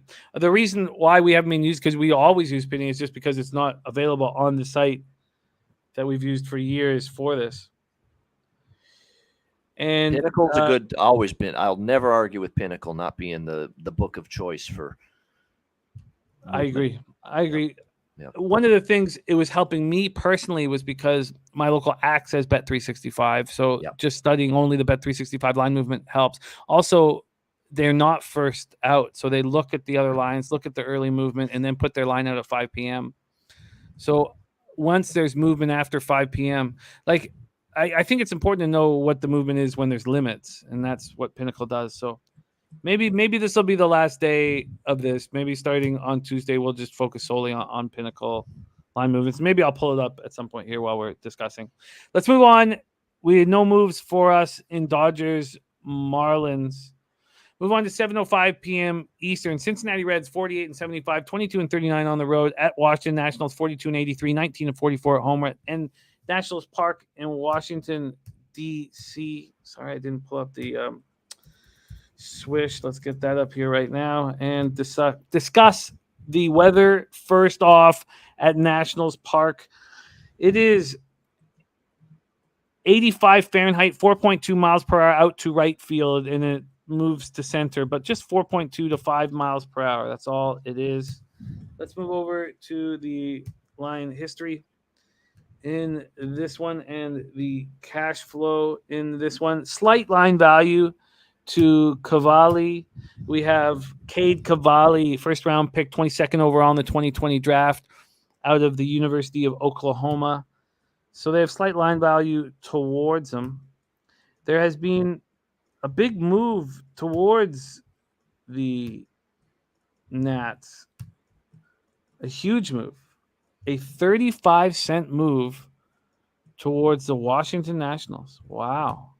From a total perspective, it opened up at 9 and moved to 8.5 at about 8 this morning. Wow, that catches me a little bit by surprise. We go over to that cash flow, 3,165 tickets in. 48% of the tickets and 40% of the cash on Washington. So you have 60% of the money on the Reds, and the books are saying, we'll take more of your Reds cash. But you have to have the confidence to take the Nationals as a favorite. 66% of tickets on the over, 75% cash on the over. We talked a bit about Cade Cavalli at AAA Rochester this year. He's 6-4 with a 3.71 ERA, 1.18 whip, 104 Ks in 97 innings. He's only allowed 3 home runs in 97 innings. That's very impressive. Mike Minor on the other side, 6.44 ERA, 1.61 whip. His last start, he went 5 2/3, allowed 5 earned runs and 1 strikeout. Is this the last year of Mike Minor's career? He's not looked good. His road and home splits are the same. He's just terrible everywhere. The last 30 days, the Reds versus righties, 246.55 OPS. Nats versus lefties, 246.67 OPS. Both bullpens have been very good, though. Impressive.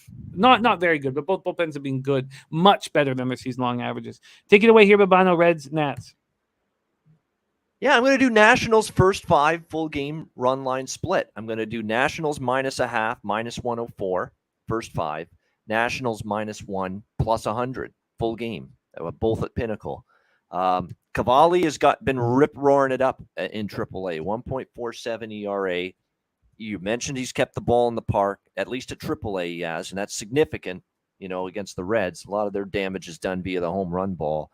I think he can go out there and pitch well, and I still certainly, even though you worry about these guys making their first start, can they generate what they did in AAA at the major league level? You're going up against Mike Minor right now, who is just an absolute disaster area. It's not like it's going to take Cavalli a lot to out-pitch Mike Minor right now with the way he's been going. I mean, he's been absolutely brutal. I could rhyme off all the numbers, but it's been absolutely horrible. Minor, what 2-10 he is. He allowed 5 runs, 9 hits in 5.2 innings against the Pirates on Sunday. Overall, his numbers since the All-Star break, he's given up 4 runs in 4 of his 6 starts, at least 4 runs, 6.75 ERA, 1.79 whip since the All-Star break. Absolutely terrible. So, yeah, Nationals first 5 full game split for me. I'm going to lock that in for you, but his ERA in AAA, just so we're on the same page, was 3.71. So he wasn't that's still fine at AAA. And to allow just 3 home runs in 97 innings is impressive. But it wasn't like the unbelievable numbers that you mentioned. And it jarred me when you said that. I was like, holy shit, I had to go right back to them. So I am impressed with these numbers. I mean, 3 home runs in 97 innings is very impressive, but I've got him as his last 7 starts down in AAA with Rochester. I've got him at 1.47 ERA, 12 walks, 43 strikeouts for Cavalli. Okay, so I feel you. good. So you last. Okay, so I didn't break down his. I just have his full because he's had 20 starts. He's just mowing him down there. But again, he's got to do it here. But again, the Reds lineup is shit right now. There's no Votto. There's maybe no India again. They can't hit a lick right now, the Reds, and that was a minor league lineup they put out there last night against the Phillies. No question about that. And if that lineup is anything close to the equivalent tonight of last night, I think it's a lineup this Cavalli kid can pitch well against. Yeah, and the market is moving quickly in that direction. So I have this first 5 minus a half and minus 104. Is that what you had? Yep. Minus 104, minus a half, first 5 Washington, minus 1 full game, plus 100 Washington. And the reason I'm doing the full game as well is because their bullpen's actually got a 2.23 ERA the last 10 games, Washington. They've actually been a pretty good bullpen. They've been a better bullpen than the Reds the last 10.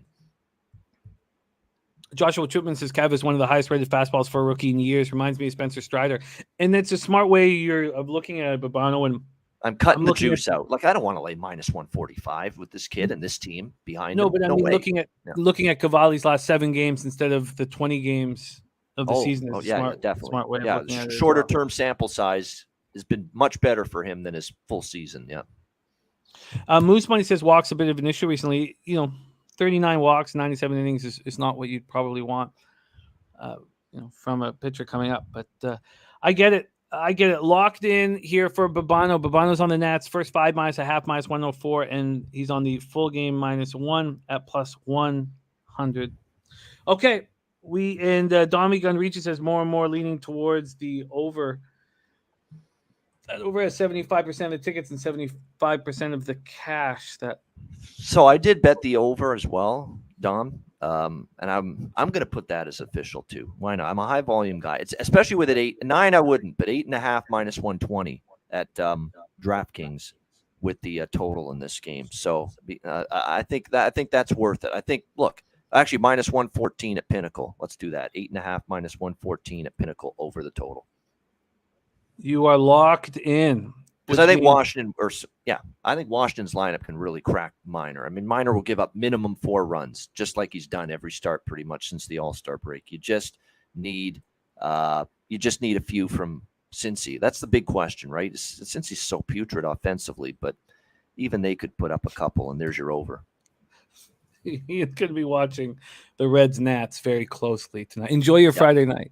Yeah. Enjoy your Friday night. No, I'll just be checking the scores. I'll be watching better shit than that. Yeah.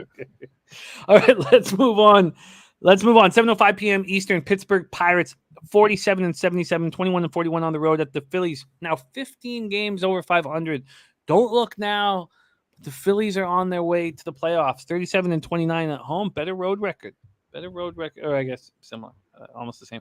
Citizens Bank Park in Philadelphia, Pennsylvania. Let's go to the weather in Philly right now. God, I could use a fucking cheesesteak right now. The fucking cheese whiz. Extra fucking whiz on my shit. Could use that right now badly. 86 Fahrenheit, 7.4 miles per hour out to right field. Dies down to 6.9 miles per hour. Let's move over to the line history in this one. The Battle of Pennsylvania. Speaking of NHL, 42 days away. Man, it's going to be fun seeing Tortorella get his shit pushed in as coach of the Flyers this year. The no movement. Phillies open up -3. Oh, God, what am I talking about? No movement. Sorry, there's been huge movement. That's at PointsBet. Let's move over to Bet365. Huge movement there, too. A 50-cent move for the Phillies in the negative direction. -330 to -280. A 35-cent move for the Pirates, +265 to +230. This total opened up at 8, -120 to the over. It's now at 9, so this has gone up a full run. Moose Money says Phillies calling up top prospect Bryce Harper. Mark Schellenberg says betting Harper props tonight. Von Polo says cheese whiz is so disgusting. You always have to go provolone cheese or American cheese. No. If you're a real one with the cheesesteaks, you have to go cheese whiz. They'll tell you that in Philly. And also, that was the only thing in the fridge in my dad's house was Cheese Whiz. So when I was like, 15, 16, 17, I took offense. I was angry. I was angry that was the only thing in my dad's fridge. And then I left the home when I was 17, went on my own. Then I learned to love Cheese Whiz. And anytime I had a tiny bit of hunger, a spoonful of Cheese Whiz helps the medicine go down. Wow. All right. Sorry, let's get back to work. Remember that. Seriously. I take that shit Try seriously. it out. A lot of people not liking Cheese Whiz on a Philly, man. That's how you do it, man. That's how you're supposed to do it. Bryce Wilson going up against Bailey Falter. Disrespectful, Isaiah says. Okay, we have. It's not.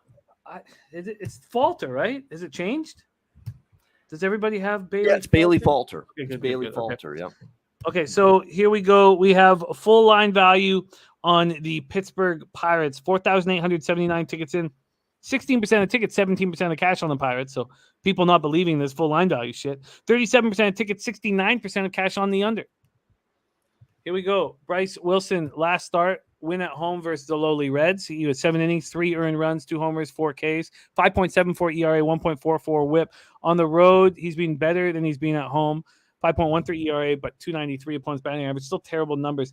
Bailey Falter, on the other hand, not going to put his splits into consideration as he's only thrown 45 innings so far in the majors. 6 innings, 2 hits, 1 earned run, and a 4-1 win at home versus the Mets. It was extremely impressive.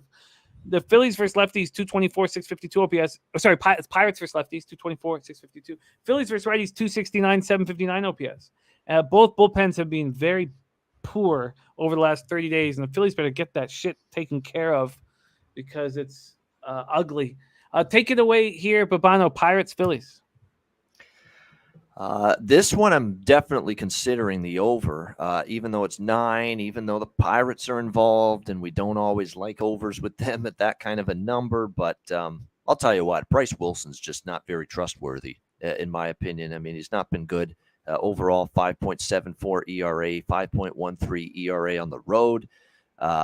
It's just not he's usually good to give up at least 3 runs, 4 runs in a lot of starts, and that's what we've seen for the last 5 starts. He's given up at least 3.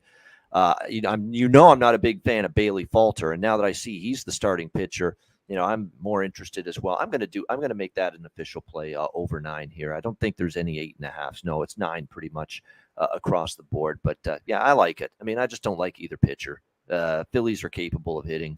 Bryce Wilson, not good. Bailey Falter, not good. Pretty simple decision for me, Jimmy. It's just 2 pitchers I'd rather bet against, and over 9 minus 103 at Pinnacle. Yeah, and that 8.5 is expensive. Let's see what it is over at Circa. If we could just get a quick look, see if we can beat that number for you. And I get it. I thought Bailey Falter's last performance was excellent against the Mets, and this was isn't Falter a second round draft pick? I mean, it's not moving here for some reason. Oh, here we go. Let's see if we can beat this. Here we go. No, that's juice. That juice. The over 9's at minus 113. All right, Bobano is locked in. Over 9 minus 103. Big Ragu also liking that over. 2 horrible bullpens lately, by the way. 5 ERA for the Phils in the last 10 games with their bullpen. Worse than that for the Pirates, if you can believe it. 6.57, the Pirates' bullpen ERA the last 10 games. That bullpen's been crushed. Atlanta did a number on that Pittsburgh bullpen the last few days. Wow, LJ from H-Town, the Schnizzle's first game back in Houston. Or sorry, Watson's first game back in Houston, trying to get Schnizzle to come down. Browns, Texans, that's going to be wild. Bet online has the under juice to minus 112. Okay, so that is Pirates, Phillies, Bobano on the over 9 and minus 103. Let's move on to 7:07 p.m. Eastern.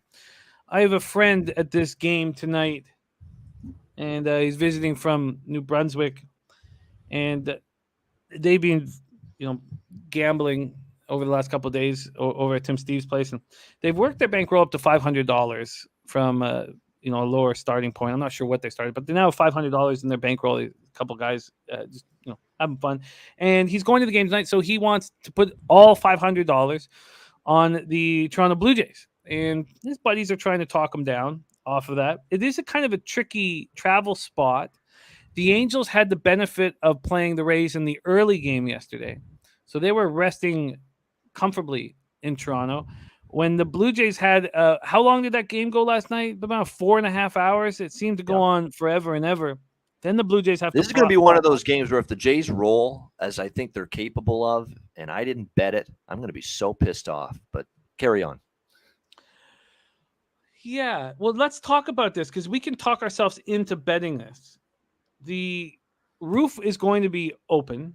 The wind is blowing in, so it's coming in from the north, blowing in. So 12 miles per hour in gets, stays around 12 the whole time.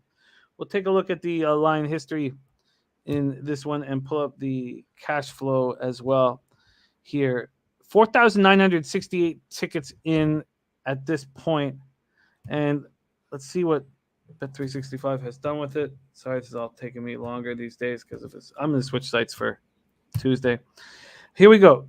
We have an opener of the Angels at plus 160. And that's where they stand right now. So there's been no real movement. The Jays are minus 180, no movement. From a total perspective, it opened up at 8.5 and it moved to 9 at 9:30 this morning. From the cash flow standpoint, we have, as I said, just under 5,000 tickets in. 7% of the tickets are on the Angels and 14% of the cash. So the Blue Jays are being bet heavy, and there's no market movement whatsoever. 52% of tickets are on the under, and 97% of the cash is on the under, and yet it's moved from 8.5 to 9. So they're sitting back saying, we want all your under money. Please bet the under in this baseball game with the wind blowing in at 12 miles per hour. Joe Yurgich says Angels coming in from Tampa, not a comfortable trip. No, but they did get to go quite early. And LJ from H-Town says, who are the Angels that will be out due to COVID? That's a good question. Slats has a very important point. He says, who's going to be available to Jays bullpen? They're gassed. That said, Yes. Angels are being horrific. That was the most important angle to me when I talked to the guys about the game, was that it was a tricky travel spot, and this bullpen is exhausted. Detmers going for the Angels, who are now 21 games under 500, 11 games under 500 on the road, 3.66 ERA, 1.15 whip, 94 Ks, 98 in the third. His last start was a 4-3 loss at the Tigers, and the Tigers were all over him. 4 1/3, he allowed 4 runs, allowed 10 hits, just 3 strikeouts, 2 walks. He's been worse on the road than he's been at Angel Stadium. On the road, 4.29 ERA, 264 opponent's batting average. Mitch White is not allowed to go past 4 innings. He's not allowed to go past, they pretty much given him a limit about 75 pitches. Stripling, 85 pitches. Mitch White, 75. He went 4 innings in his last start, 7 hits, 1 earned run. It was good. He was a nice start. 5-2 win at the Yankees. This is something that the Dodgers talked about as well, was just that if you can keep him under 75 pitches, he can be effective. In a Jays uniform, he's a 3.38 ERA, 1.50 whip, 10 Ks and 13 in a third, and similar numbers when he was with the Dodgers. Angels versus righties last 30, 219, 641 OPS. Angels versus Jays versus lefties, 245, 750 OPS. We've talked about the Jays' inability to hit over the last little while, and it's against righties. The lefties are still hitting at a nice clip. The Jays' bullpen's been so good, 2.49 ERA, 1.24 whip. And if you watched the game yesterday and you're a Boston Red Sox fan, you are angry Red Sox fan, because they had every opportunity to win constantly. I don't know how I got out of it with a push. Angels bullpen, 3.55 ERA, 1.13, being very good as well. Birdie says, I like the Angels here. My gut says the Angels team is going to smash this White kid tonight. Jays off a really successful series versus Red Sox. Definite letdown spot here for the Jays. Dommy Guns on the Jays team total over 4.5 at minus 130. Says, I've rode them in some fashion the last 3 days, and we'll be back at the well today. Take it away, Bobano. Blue Jays in play at home against the Angels. I definitely lean Jays team total. I definitely lean Jays first 5. But I've seen this team too much over the years. I know them very well. Jimmy knows them very well. This is the kind of spot where they lay an egg and fall flat and have a game where, like, they lost to Kansas City that first game of that series weeks ago at home, when the Kansas City Royals had nobody in the lineup. And, as far as I know, all hands are on deck for the Angels. You're going to see Trout. You're going to see Ohtani. There's no major unvaccinated holdovers from being able to play tonight in Toronto. So I think you'll see everybody. And to be quite honest with you, Detmers has been good lately. And the last start, he was roughed up a little by Detroit. I just don't think he had his good stuff that day. But before that game against Detroit, this is a guy that had in 6 starts since July 8th, since his return to the rotation, he had a 1.5 ERA prior to that start against Detroit over those 8 starts. So Detmers has been pitching better. And that took a lot out of it. It was a late game. It was completing a sweep over Boston, division rival. You're coming back with no day off and a depleted bullpen. The bullpen is shot tonight for the Jays, all right? Romano ain't available.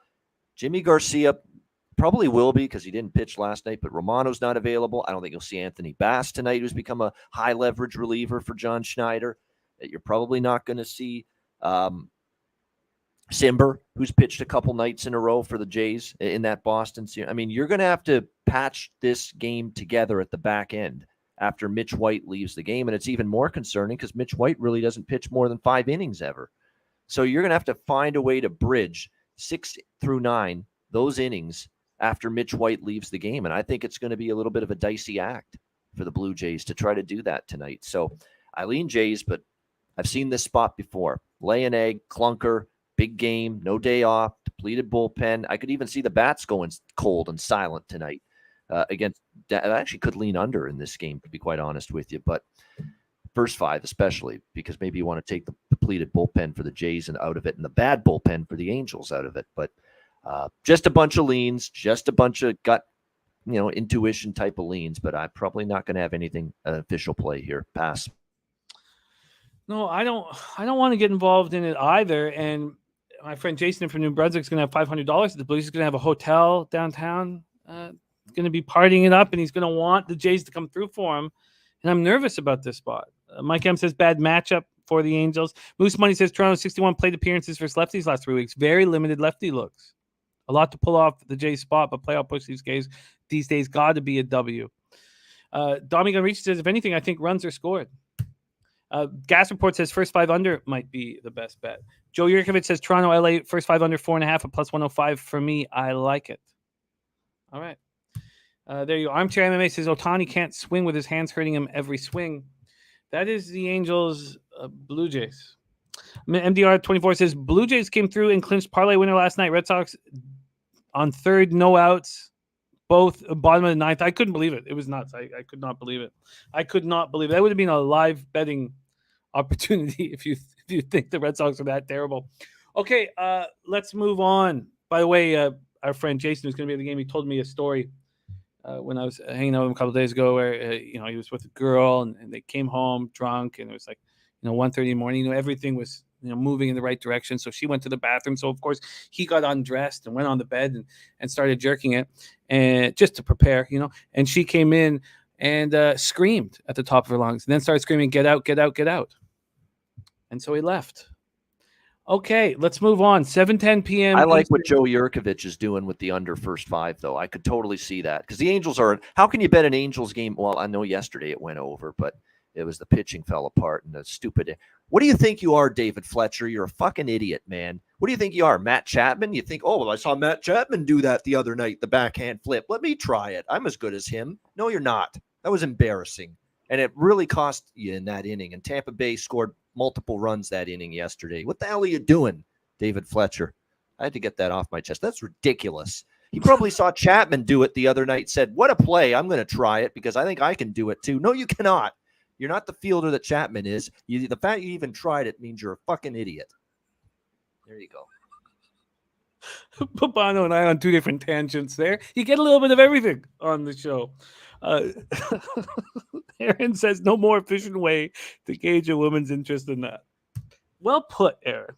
Perfectly put. Okay. What do you think she was screaming at? It made me laugh so hard when he told me the story because for whatever reason, I just didn't expect the screaming. I thought it was all going to move to a different angle. 7:10 p.m. Eastern, Colorado Rockies 54-72, 18-40 on the road at the New York Mets 80-46, 41-19 at home. We're at Citi Field in Queens, New York. Let's start with the weather in New York. God, it's been too long since I've been in New York. Can't wait to, when we do our big trip to Atlantic City. I'd like to drive down, stop by in Cleveland and pick up Schnizzle. Stop by Pittsburgh and pick up Mark Schillingberg and Ronnie and Bergie and all our pick up Pittsburgh all the friends guys. of the show. Exactly. Do like a just road go trip just too on picking the way. people up on the way down. Cool. Okay, it is 84 Fahrenheit at first pitch, 7.8 miles per hour out to right field, down to 7 miles per hour. Yep. We have there's Jeff Arp. Yes, Jeff Arp was there when the story was told to us. Yes. Jason will be pleased. It's a great story. It's a great story with a twist that you don't expect. Screaming. Okay, Chad Cool going up against Chris Bassett. Moose Bunny says we talk in convoy. We don't use the term convoy in Canada. There's a lot of negative connotations to that word right now, which we won't bother getting into. We can save that for another. You know what? Just like Peter Loshek says, whenever anything political comes up, you just stick your head into the sand. Rockies, Mets. Let's start with the line movement here. We have a huge favorite in Chris Bassett and the New York Mets, and Bassett's old coach, Sweet Taint. And I did put all the Taint action in the spreadsheet play. If I missed them for somehow, I thought I set it up right and set it up for these games.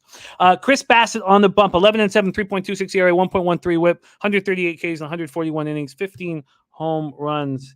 We're going from a money line standpoint. The Mets open up minus 350. They're at minus 350 right now. No movement. Huge favorite. This total opened up at 8. Juice to the under at minus 115.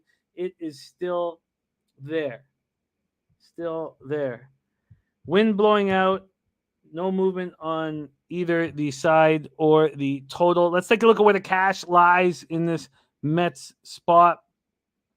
Full line value. So we had full line value on the Pittsburgh Pirates with Bryce Wilson. We have full line value with Chad Cool and the Colorado Rockies.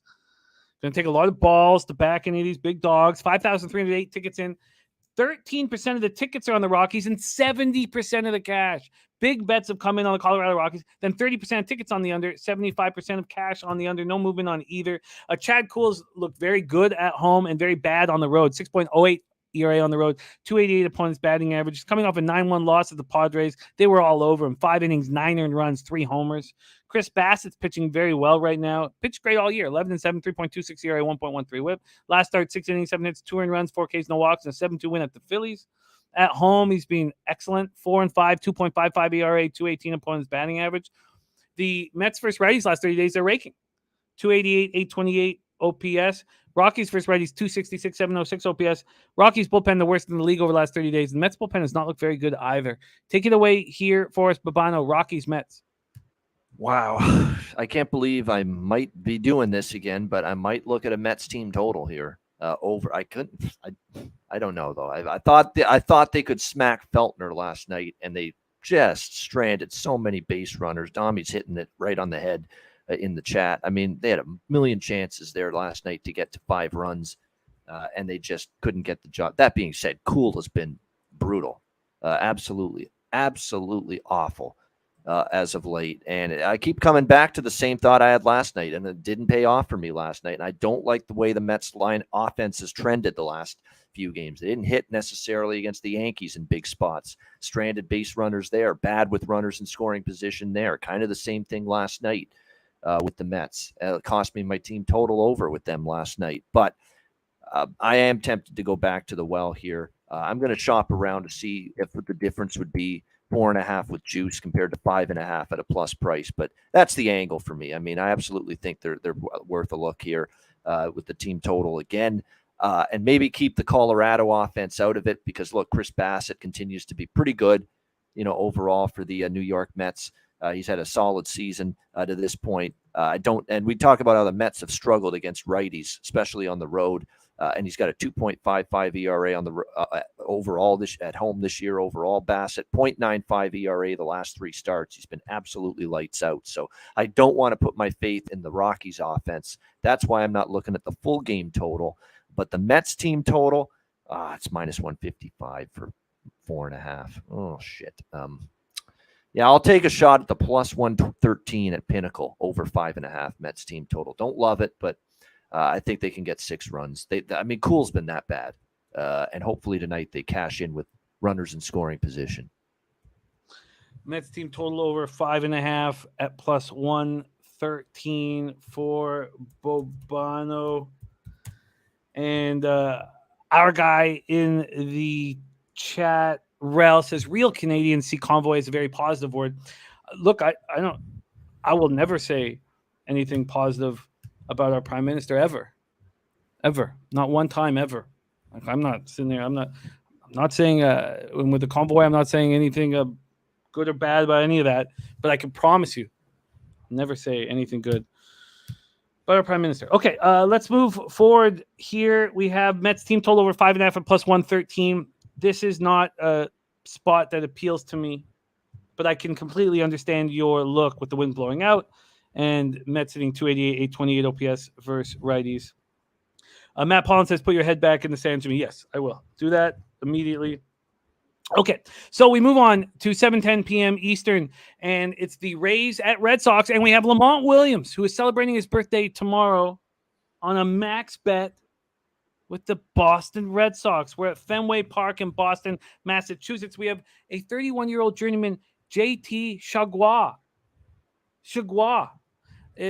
Hard to believe that we could have a French-Canadian sounding pitcher on the mound, but that's who we have, JT Chagua, who's had 3 appearances here, gone 2 2/3, 1 hit, no earned runs, 3 Ks, and 1 walk.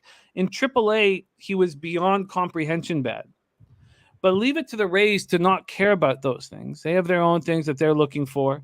But in AAA, he went 7 2/3 and allowed 14 earned runs with 5 strikeouts and 7 walks. That's nuts. Absolutely nuts here.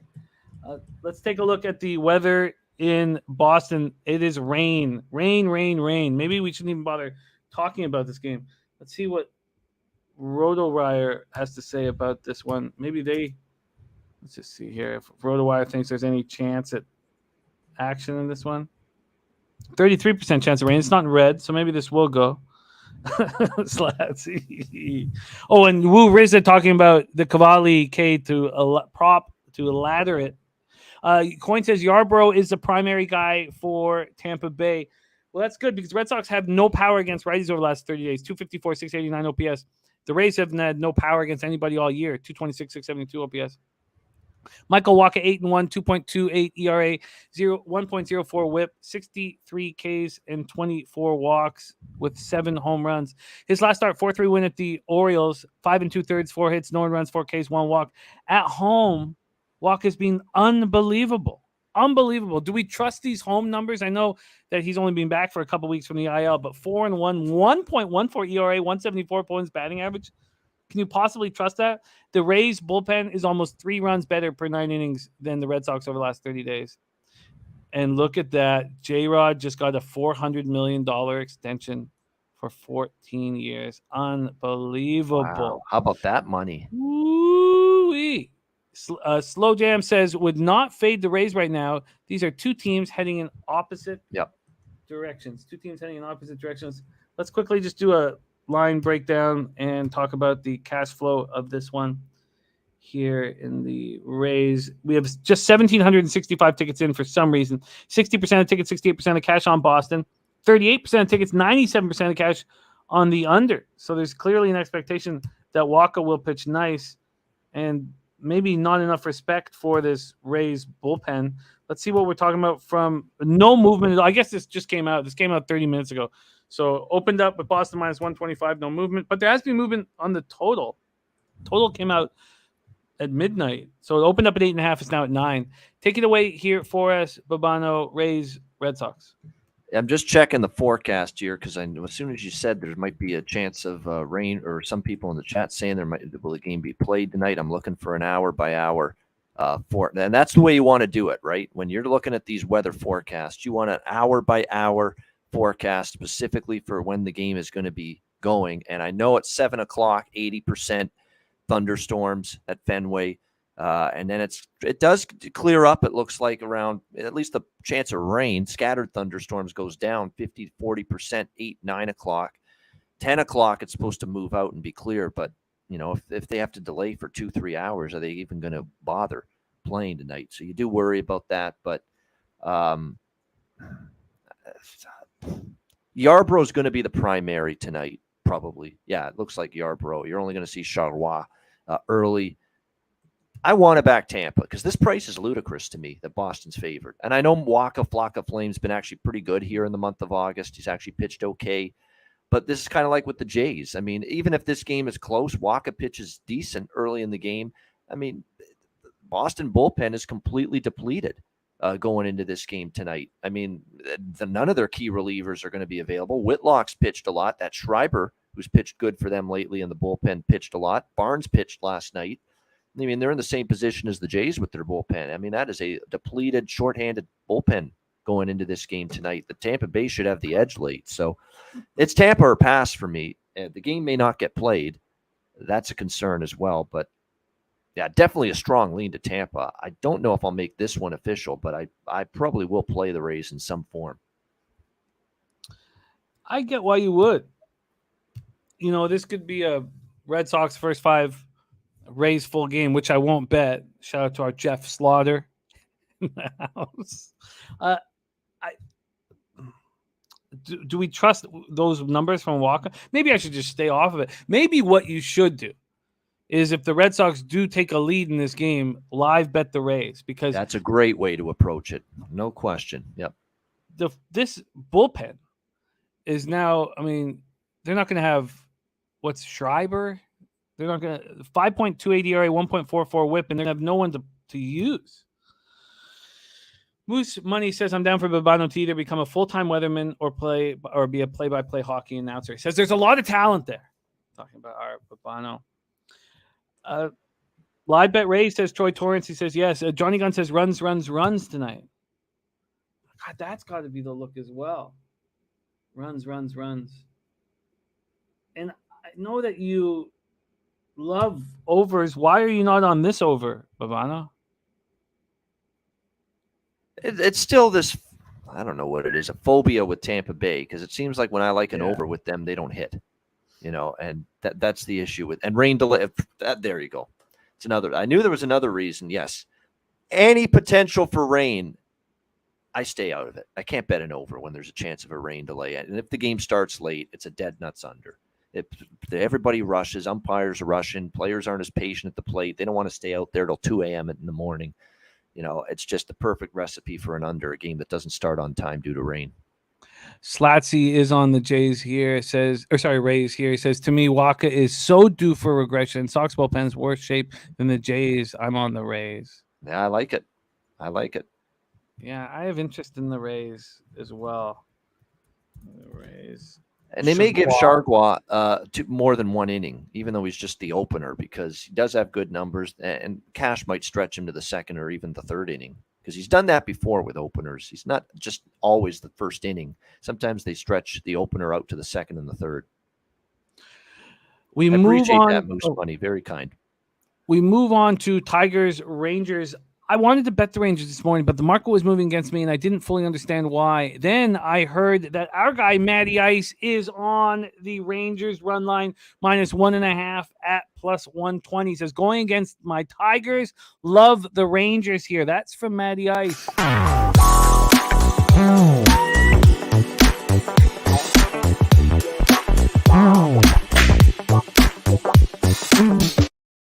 We got Alex E in the chat. He is also on the Rangers money line.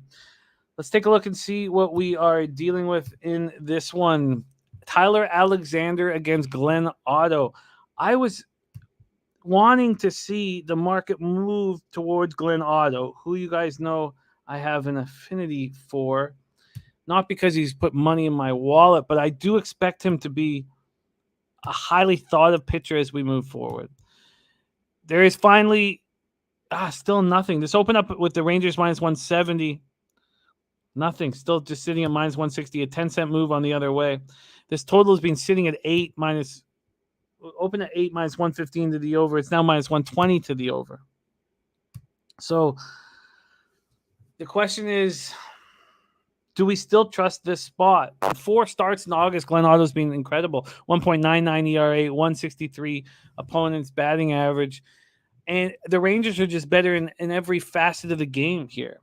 I think that Glenn Otto is a better pitcher than Tyler Alexander. Let's say that's the smallest advantage. Let's say Glenn Otto's last start, though, 4-3 extra inning win at Minnesota. He went 5 2/3, 3 hits, 1 run, no earned runs, 1 strikeout, and 3 walks. You could say, well, look at his splits. He's been so bad at home, 3-4, 5.98 ERA, 255 opponent's batting average. I don't believe in that split. I really don't. I think that Glenn Otto will find his way. He'll find his way at home. I don't think that he's got. I don't think the sample size is enough. In all honesty, I think that's gonna come back to the mean here for this young pitcher. And Tyler Alexander's been worse on the road than he's been at home. That's a simple explanation. You go out onto the road and it's some hitters' ballparks compared to what the Tigers play in. On the road, he's got a 4.74 ERA, 276 opponent's batting average. He's coming off a really nice quality performance, 3 earned runs and 6 innings, 7 hits, 2 strikeouts, 1 walk, 4-3 win at home versus the Angels, but the Angels aren't hitting at all. Then you have the Tigers versus righties, the worst in the league over the last 30 days, 588 OPS. The Rangers versus lefties, 243, 705 OPS. Then you have a bullpen. The Tigers bullpen was so good throughout most of the season. They've fallen off over the last 30 days. The Rangers bullpen is over a run better through 9 innings than the Tigers bullpen. All of this points to me to back the Rangers -1. I just don't know why the market's not moving towards them. So we've given some more sample size. Let's see what's going on here with the cash flow. 3,190 tickets in, 85% of tickets, 87% of cash on the Rangers, but the market's not moving towards them. I don't get it. 45% of tickets and 77% of cash on the under. Billy Friedrich says first 5 under. There's this money coming in on the under, but it's juice to the over. They're making the under a more appealing bet, so I don't want to mess with that here. Billy Friedrich says Alexander, a very small sample size, has not been hit by the Rangers. Take it away here, Bobano. Tigers, Rangers. Yeah, I mean, Texas is a respectable 6-4 since the firing of Chris Woodward. I mean, they've actually, you usually don't equate the fired coach angle in baseball as much as, say, basketball, hockey, other sports, but they've actually played much better as a team. And Glenn Otto's pitched better lately. I mean, he's shaved a whole run off his ERA. 5.6 was his ERA. It's down to, I think, 4.6 now on the year. So just based on the last 3-4 starts he's had. So, yeah, I definitely trust him a little bit more than I once did. He was kind of a fade pitcher for me, but he's pitched better. I still don't know if I want to lay it. Now we're talking Texas laying a moderate price. And, a lot of these games, they've been, underdogs. They've been even money. They've been pick 'em type price ranges. Now they're laying a big price. And I don't want Detroit, but I wonder if the value's there on Texas here in this one. So I'd lean Texas, but I'm going to probably pass. I've got enough going on. A question from Razor says, is what is the most juice you will play on a total? My -125s this year have a really bad ROI. I've gone up to -130.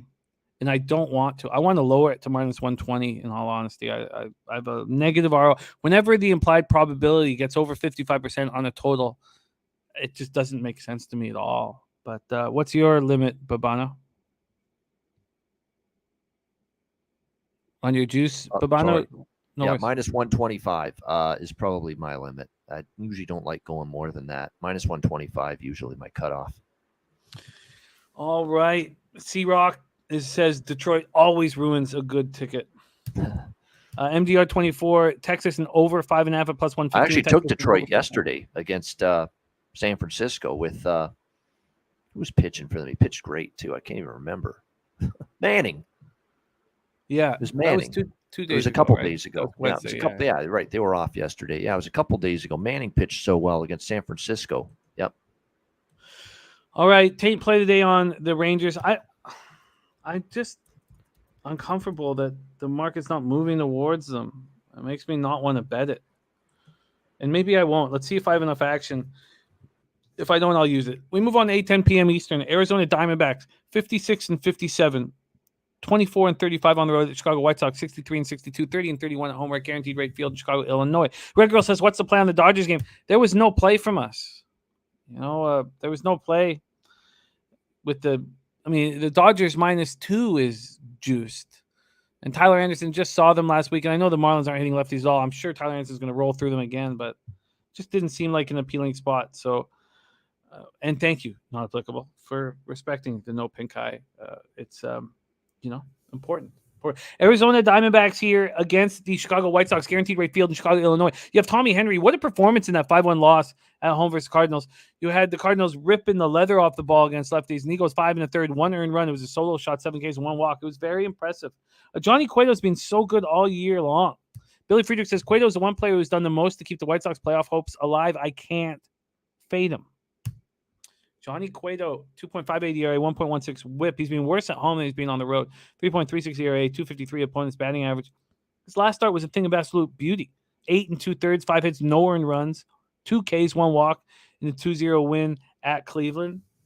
Johnny Cueto and his shimmy. He's money in the bank, Johnny Cueto, this year. But do you want to bet him here is the question.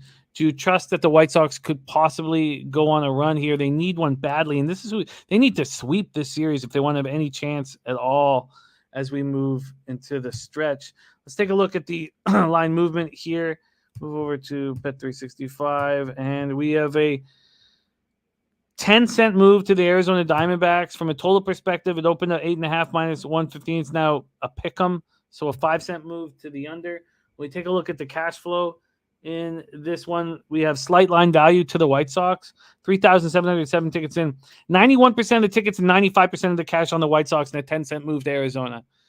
How's that to get you confident on your White Sox action? Not a chance do I touch it at that point. 80% of tickets are on the under, but we don't see a cash amount. Troy Torrance says, Chicago, my hometown team. I rarely bet the White Sox, but when I do, it's on Cueto. Cueto double result tonight at plus 115.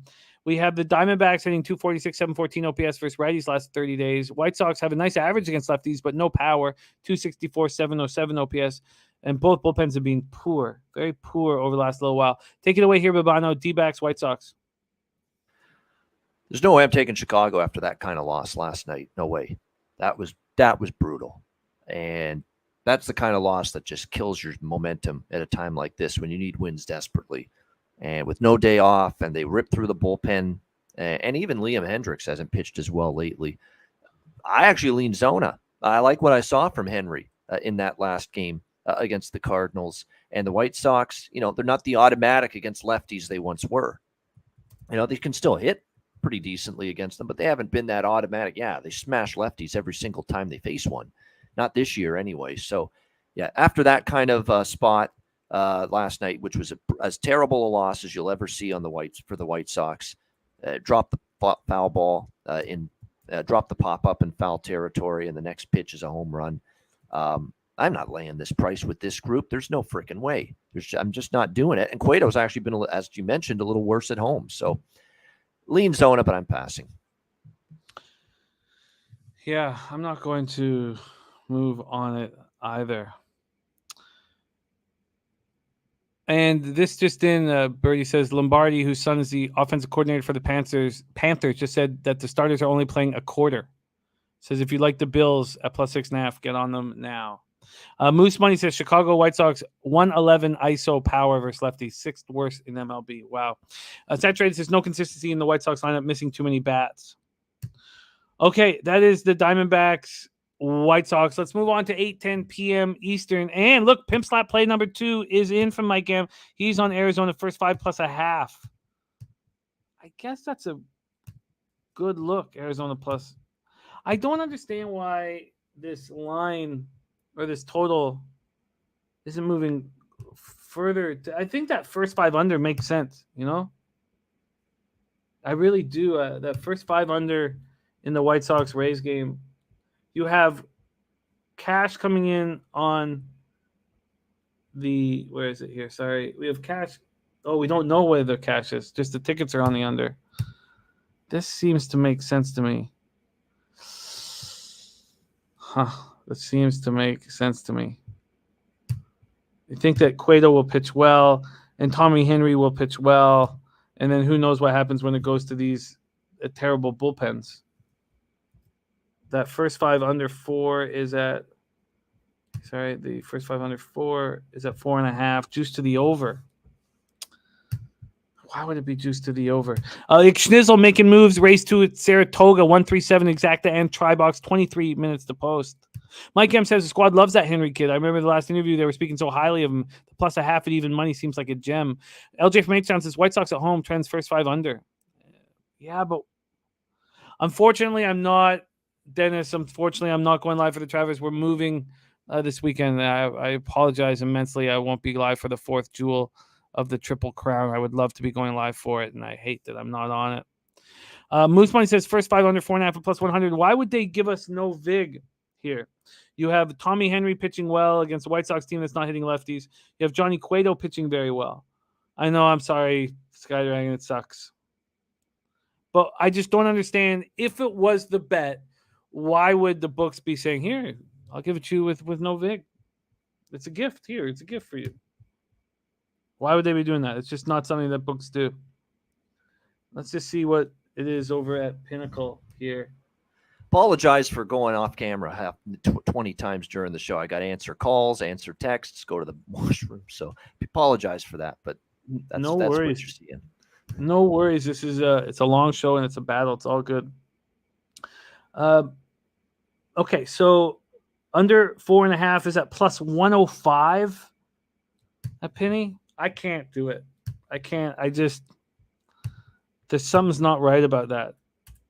I can understand you guys moving on Arizona first 5 plus a half, but okay, let's move on to 8:10 p.m. Eastern. Baltimore Orioles at Houston Astros. Noli knows looking at the 3 in that one, took the exacto with you. All right, so the boys making moves over at Saratoga. Has piqued my interest over there. Minute Maid Park in Houston, Texas. Kyle Bradish going up against Lance McCullers. Bradish has been good, and he's making his backers money.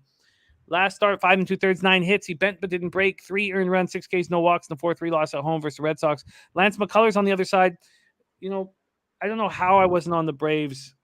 Lance McCullers gets that first start at home against Oakland. Of course, when he goes up against the Braves, it's going to be a much, much more difficult situation.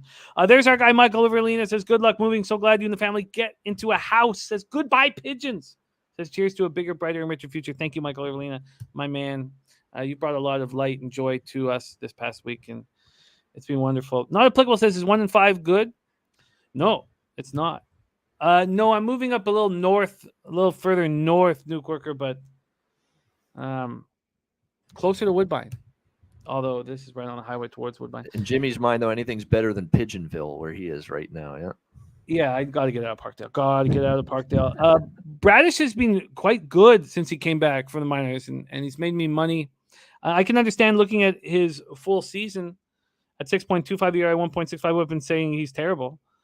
And by the way, Joe Yurkovich just moved on the Texas Detroit first 5 over 4.5.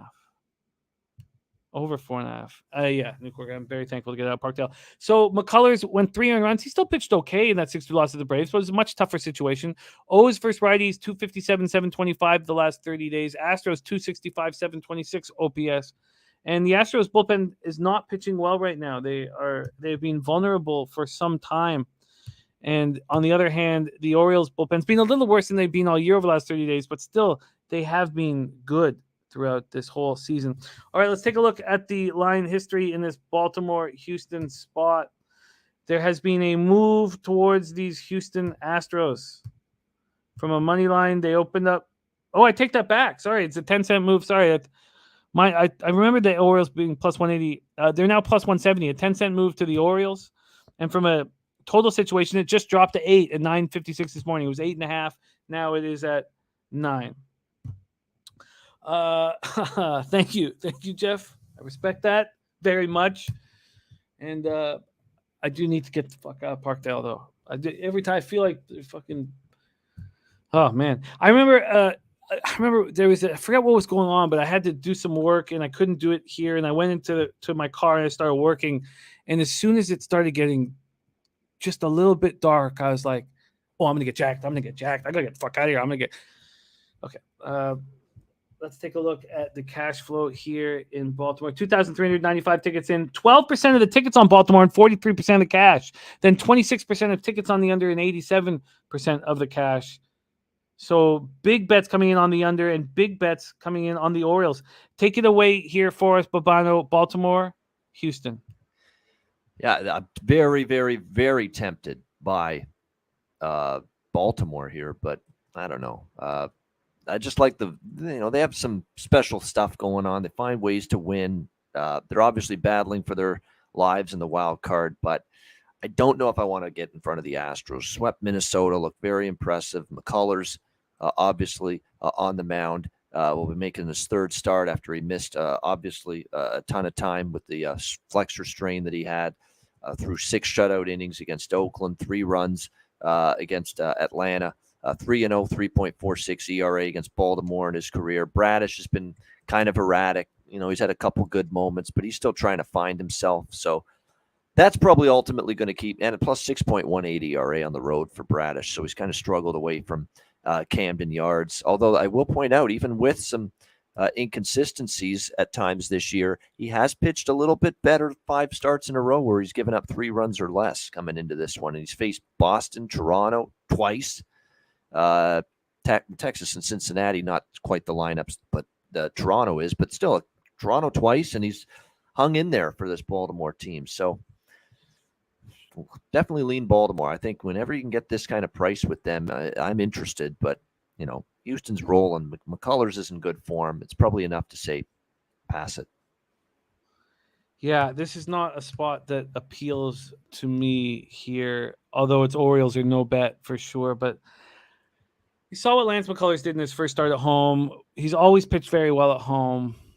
And they also burned through a lot of that bullpen last night, Baltimore. Saw Dylan Tate, saw Felix Bautista for multiple innings. I mean, a lot of their high leverage relievers got significant work last night. So that's a concern back into the bullpen. All right, let's move on past it. We move on to 8:10 p.m. Eastern. Chicago Cubs, 54-71, 26-33 on the road at the Milwaukee Brewers, 65-58, 31-24 at home. We're at American Family Field in Milwaukee, Wisconsin. Justin Steele going up against Freddie Peralta. Steele, Peralta. This opened up with the Brewers at minus 170. They're now minus 150. A 20-cent move towards the Chicago Cubs. And from a total standpoint, open up at 7.5 as a pick'em. It's now a 5-cent move to the under. Let's see if that all follows suit here with the cash flow. This is the third spot on the board with full line value, and the full line value is being given to the Chicago Cubs. 3,492 tickets in, 22% of tickets, 60% of the cash on the Cubs. Then you have 55% of tickets, 85% of the cash on the under here. Here we go. Justin Steele, 4-7, 3.25 ERA, 1.35 WHIP, 113 and 2/3, 120 Ks, 46 walks, 7 homers. In his last start, he went 6 innings, 2 hits, no earned runs, 9 Ks, 1 walk, and the 5-2 loss at home. Versus these Brewers, he shut them down at home. On the road, he's been a little worse than he's been at home, although the numbers are they're coming back to the mean. He's now got a 4.04 ERA, 260 opponents batting average. He had terrible numbers on the road in the beginning of the year. He's coming back. Freddie Peralta here, 6 innings, 2 earned runs in a 6-5 extra inning loss at the Cubs. These pitchers just faced the opposition. Freddie Peralta's been terrible at home, 5.67 ERA, and his season's been messed up with injuries.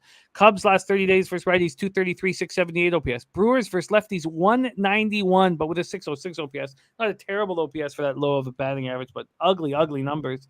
Cubs bullpen last 30, 3.64 ERA, 1.24 WHIP, while the Brewers are 3.96, 1.26 WHIP. Take it away here, Bobano. Cubs, Brewers.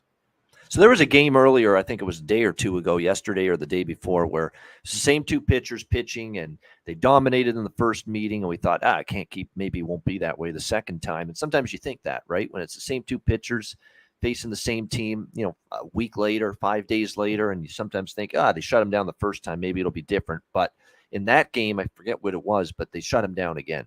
So that has me leaning under here. First 5 full game. Steele's been good. And Brewers can't hit a lick off lefties lately. All right, they can't. I mean, they've really struggled to hit lefties, Milwaukee. So, this could be a game where Steele, continues the nice little run he's had in his last few starts. He's only given up 2 earned runs. One of them was unearned. 2 earned runs in his last 18 innings, Justin Steele for the Cubs. So he's been in good form. I think Freddie Peralta is probably better than he's shown at home. That home ERA is worrisome. It's troubling, but he's actually given up 2 runs or less in all 4 August starts. His issue has been walks. He's got to rein in that control, rein in that command. He's had some walk issues. So if he can rein that in, I think he can pitch well. Again, even with the walk problems, Jimmy, 2 runs or less in 4 August starts for Freddie Peralta. So he's pitched fairly well. So I think this could be a situation where we look at a first 5 full game under. I might even make a rare under official here with this first 5 under 4. I will make that official actually. First 5 under 4. Yeah, I get why you would do that.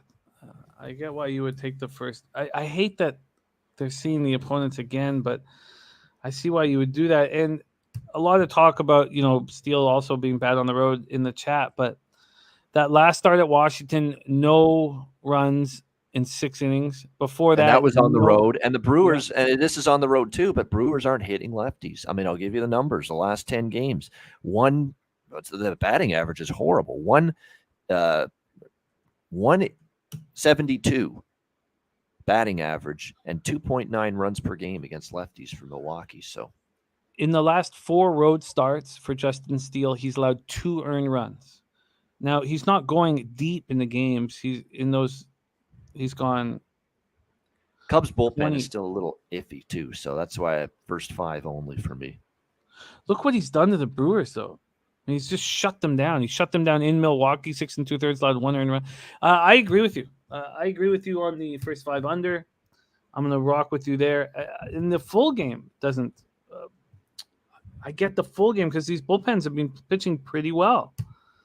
So let's lock you in here, get you locked in up for the first 5. I also think that the Cubs' first 5 is worth it at plus money. I think the implied probability with the way Steele's pitching against lefties, with the Brewers against lefties, I think this all makes sense. So here, let me grab you your action here. This is a first 5 under 4 for Bobano. That is Brewers, Cubs, first 5 under 4. And that is at minus 119 at Pinnacle. So let's get that here. Bobano, first 5 under 4, minus 119. And I like the Cubs first 5, the first 5 under 4, and possibly the full game under 7.5. I like it all. And I will be moving. That's a good point, Billy. That makes me even more, appreciative of me just betting the first 5 under. You're right. 10-6 to the over 7.5 versus each other this year. Brewers and Cubs. 10-6 to over 7.5. So Mark Takia saying Peralta's still getting adjusted. Hasn't been going long in the game, so I would bank on Brewers bullpen throwing at least 4 innings when capping this. And the Nuke Worker, thank you for running with us, my guy. Okay, we move on. 8:10 p.m. Eastern. San Diego Padres at the Kansas City Royals. Padres are 68-58, 33-30 on the road, going up against these Royals who are 51-75, but they're being a good home squad. Good home squad to bet on. 31-35 at Homer Kauffman Stadium in Kansas City, Missouri. We will start here with the weather in Kansas City, and it is 88 Fahrenheit, 7.2 miles per hour, slightly in. 7.2 miles per hour, slightly in. Let's move this over here. We have Joe Musgrove going up against Chris Bubich. As we've watched Springer and others start pitching very well, Bubich is still sort of touch and go. Coming off a 5-2 loss at the Rays, he only went 3 2/3 and allowed 4 earned runs. He's not been good overall, numbers-wise. 5.29 ERA, 1.65 WHIP, and he's not been good at home. 1-4, 5.36 ERA, 281 opponent's batting average. The good thing about all this is that the Padres have stopped hitting lefties. It almost feels like that can't be as bad as the numbers. They've stopped hitting, period. Yeah, but look at this number. I gotta double check this. It seems too low. I have them lefties over the last 30 days, 211 with a 578 OPS. Weren't they raking lefties earlier in the year? That almost seems too low. Royals versus righties, awful too. 226, 32 OPS. Royals bullpen is so bad. 5.61 ERA, 1.58 WHIP over the last 30 days. But the Padres bullpen has become elite. 2.86 ERA, 1.20 WHIP. This is the Padres versus Royals. Let's go to the line history in this one. Bubich versus Musgrove. It is confirmed that Musgrove is pitching. Is that right? Because I've got some spots saying undecided. I see Musgrove, so I'm assuming him. Yep. Perfect. This opened up with the Royals at plus 150. It's still got the Royals at plus 150. So no movement. From a total perspective, it opened up at 8. It's now at 8.5. So they think there could be offense here. So the Royals I mean, there's been no market move towards San Diego, and San Diego's been given line value. I guess I would say that's about a 15% line value. 87% of the tickets, 77% of the cash. Then 50% of the tickets, 96% of the cash on the over. Wow, this is a wild. Take it away here, Bobano. Padres, Royals. Yeah, my money ain't on the over in this game. Not with these two teams. Not with these two lineups, especially not the Padres lineup. I mean, they have gone ice cold, especially against righties. But you're right about the lefty proficiency. It has gone down significantly for the Padres here in the last couple of weeks. I mean, look at these numbers: 1-3, 2-2, 1-0. That's what they've scored in the last 6 games. Padres not hitting the ball. Juan Soto may be out again. He's had back tightness, back stiffness. Has kept him out the last 2 games. May not see him again here tonight for the Padres in their lineup. So they've got issues with offense right now. And the only drawback and hesitancy I have with under 8.5 here is Bubic.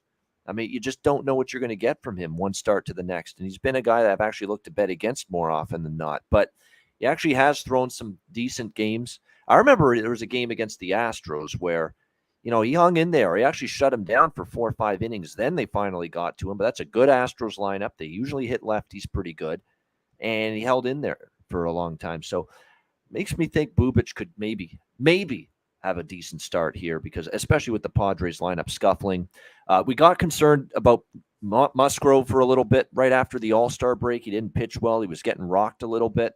But he's fixed it. He's gotten it back on track. He's given up just 5 runs in his last 19 innings against the Giants, Marlins, and Nationals. Aren't great lineups that he's faced the last 3 starts. But Musgrove has pitched better, pitched the way he did early in the season. It's not like the Royals lineup is mashing. Royals numbers here as of late against righties, not impressive in the least. 181 average, 2.16 runs per game for the Royals the last 10 against righties. So they might be betting it over. I ain't. Under or nothing for me. And it's gone from 8 to 8.5, which is extremely confusing. But it's not confusing when you look at it's 50-50 on the total and 96% cash is on the over. So huge bets have come in on the over, against 2 teams that aren't hitting. It's very, very confusing. Very confusing market, very confusing game, and not one. It's one of those games where I normally stubborn me says to hell with the market move. The under makes sense. I'm betting the under, and I certainly am close to betting the under 8.5 here. But I don't know. There's something. It's Bubic. Bubic could get blown up for 6 runs because I've seen that from him in the past. But I just don't know if the Padres can do that right now to anybody. Yeah, I do not find it an appealing proposition. Let's move past it. Let's move to 8:10 p.m. Eastern, and we arrive at Ron Crawford's spreadsheet play today. He is on the Minnesota Twins at home at Target Field.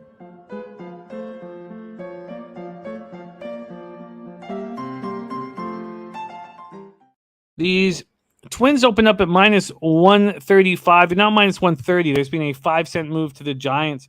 From a total perspective, it opened up at 8. It's now at 7.5, and 7.5 at a pick'em. See if the cash flow follows suit in this one. Wood versus Ryan. 64% of the tickets on Minnesota, 73% of the cash, but a 5-cent move to the Giants is confusing. 71% of tickets on the under and 92% of cash on the under. Now that makes sense. So that's moved from 8 to 7.5. So that is all explainable. Let's take a look at the weather here in Minnesota. 7.6 miles per hour, right to left, but slightly in. Goes down to 6.9 miles per hour. You have Alex Wood going up against a Twins team that's not hitting lefties at all. 219, 662 OPS versus lefties last 30 days. Giants versus righties, 217, 660 OPS last 30 days. They're not hitting them either. What is this at? This seems like I should have figured this out earlier. This is going to go under at least early before these terrible bullpens get in. And that under 4, first 5 under 4 is just minus 115. And I'm going to move on it. I'm going to move on the first 5 under here. Yeah, you could say, how could you possibly trust Alex Wood? How could you trust him on the road? The Twins aren't hitting lefties. So, look, he lost at the Rockies in the thin air against the Rockies team that has the ability to hit lefties. Not here. So, it's tough to trust Alex Wood. I get it.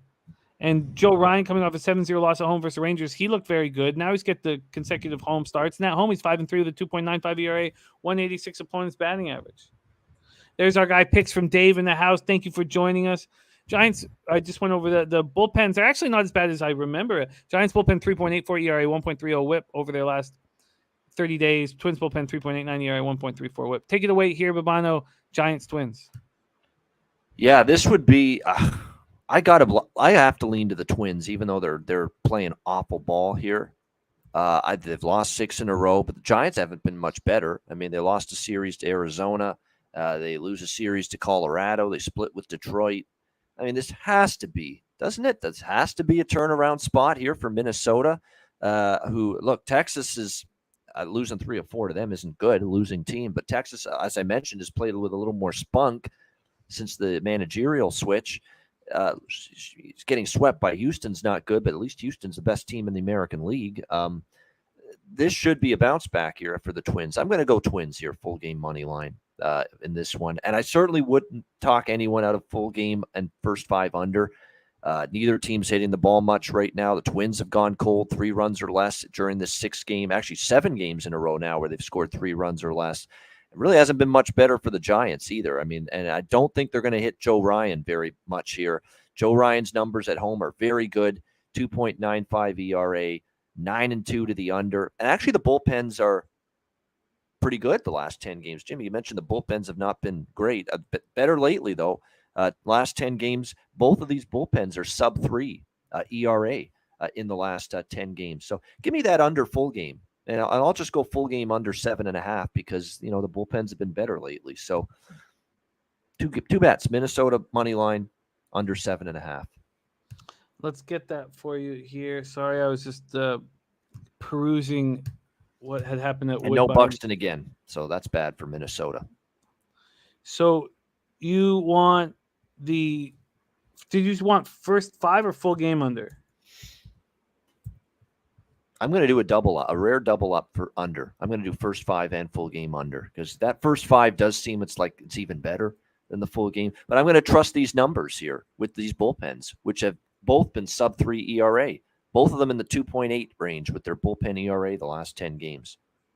Giants and the Twins.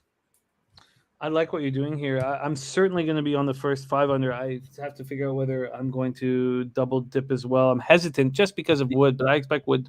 The only way this goes over is if suddenly the Twins bust out, which we know their lineup can be capable of it. No Buxton, but you still have Arise, you still have Correa, you still have Jose Miranda's been a nice find for this lineup. You'd like to see Kepler do something, though. What happened to him? And injuries is what happened, but still, you expected a lot more out of him. Offensively, but this could be the night Minnesota gets it going. But to the point where it's a high-scoring game, I don't think it will be. I like it. You are locked in, and the full game minus 127 on the Twins. Minus 127 to get off each night. You got first 5 under 4 minus 116, full game under 7.5 minus 108. I will definitely be in on the first 5 under 4. I'll have to make decisions if I want to add more than that. All right. We roll on here. That was the spreadsheet play today on the Twins. Bobano moving on 3 different spots, and he's also on the Twins. I will definitely be on the first 5 under 4, possibly the full game. Let's move on to 8:15 p.m. Eastern. We did have 3 games left on this card. Next up, Atlanta Braves 78-48, 36-24 on the road at the St. Louis Cardinals 72-53, 40-21 at home. We're at Busch Stadium in St. Louis, Missouri. Nice pitching matchup here with Spencer Strider going up against Jose Quintana. We will start with the weather in St. Louis. 85 Fahrenheit, 6.1 miles per hour in, drops to 5.9 miles per hour. Then we'll go over to the line history as well as the cash flow in this Braves Cardinal spot. We have 3,946 tickets in. And let's see what we are dealing with here. We'll let Bet365 lead the way here. From a money line perspective, it opened up with the Braves at minus 135. Since then, 25 cents have moved in the Braves direction, now minus 160s. Big move towards Strider. Then this total opened up at 7.5, and it's dropped to 7. So we have a big move towards the Braves. And there's our guy, Millsy. Millsy's going to be jumping on the show at the very end to give us a promo of a video he has popping off right after our show. So you're going to see Millsy here in a second. He's on Strider over 6.5 Ks. He is bet yo lunch money from Millsy. Let's see where we stand here with the cash flow in this St. Louis spot. 3,946 tickets in. 78% of tickets, 86% cash on the Braves. Everything going in the Braves' direction. Then 28% tickets and 72% cash on the under. All of this is screaming that the Braves and the under are the play. Strider's last start, 5-4 extra inning win at home versus the Astros is very good. 6 innings, 1 earned run, solo shot, 9 Ks, 2 walks. He's been good on the road, too. I mean, a little worse than he's been at home, but 3.48 ERA, 155 opponent's batting average. Those aren't bad numbers. Jose Quintana has similar numbers in the Pittsburgh uniform, in the Cardinals uniform. In the Cardinals uniform, 3.20 ERA, 1.42 whip, but he's coming off getting touched at Arizona. 2 2/3, 7 hits, 4 runs, 2 of which were earned and 3 walks. Did not look good. Braves are hitting 282, 823 OPS versus lefties. Cardinals are hitting 298, 883 OPS versus righties. Those are both over the last 30 days. The Braves bullpen almost a full run better than the Cards bullpen over the last 30 days. Wow, this one's interesting. Take it away here. A big game. Braves, Cardinals in the NL. It's floor is yours, Bobano. Yeah, this boy, oh boy, these lineups right now, both of them, just mashing the baseball. And you're going to give me a 7? I understand Strider's good. I understand Quintana's pitched well. I can't bet under 7 with these two lineups. That doesn't mean I'm going to be on the over for sure, but I'm definitely leaning that way. And the Braves have been outstanding. You mentioned against lefties. They've been hitting them most of the season. St. Louis has just been mashing the ball as well.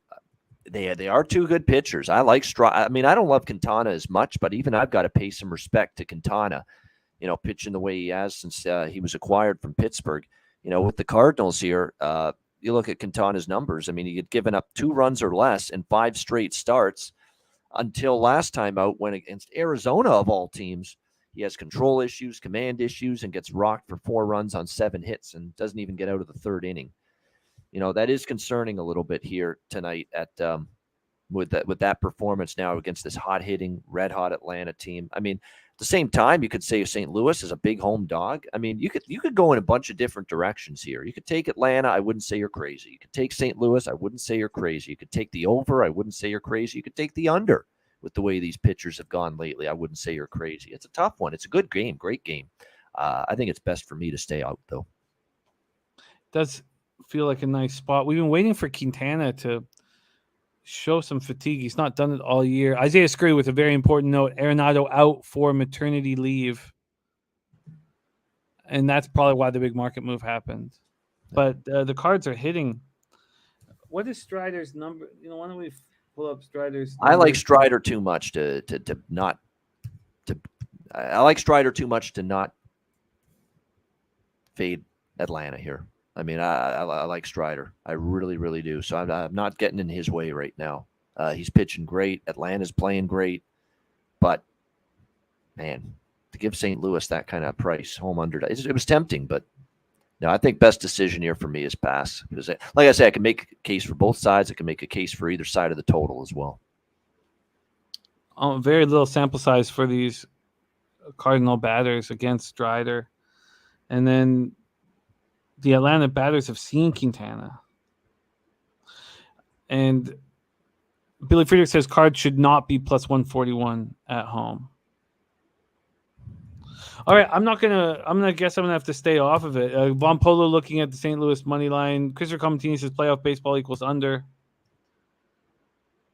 The offense is just too dangerous for this low total. That just makes me nervous. I was about to say, well, maybe the first 5 under is in play, but 3.5, that could just happen so easy. I'm going to stay off of this spot. I think there's good leadership here from Bobano. Let's move on. 9:40 p.m. Eastern. Shout out to both Taint and Spreadsheet who were on the Yankees -1 and -1.5 respectively yesterday at Oakland A's. We're at Oakland Coliseum in Oakland, California. Garrett Cole versus J.P. Sears. J.P. Sears, a Yankee earlier this year. We'll start with the weather. 64 Fahrenheit, 9.4 miles per hour out to right field, drops to 7.5 miles per hour. Let's move over to the line history and the cash flow with the Yankees. A's, 2,156 tickets, 91% of the tickets on the Yankees, just 77% of the cash. We see 67% of the tickets on the over, but we don't have a cash flow on that over.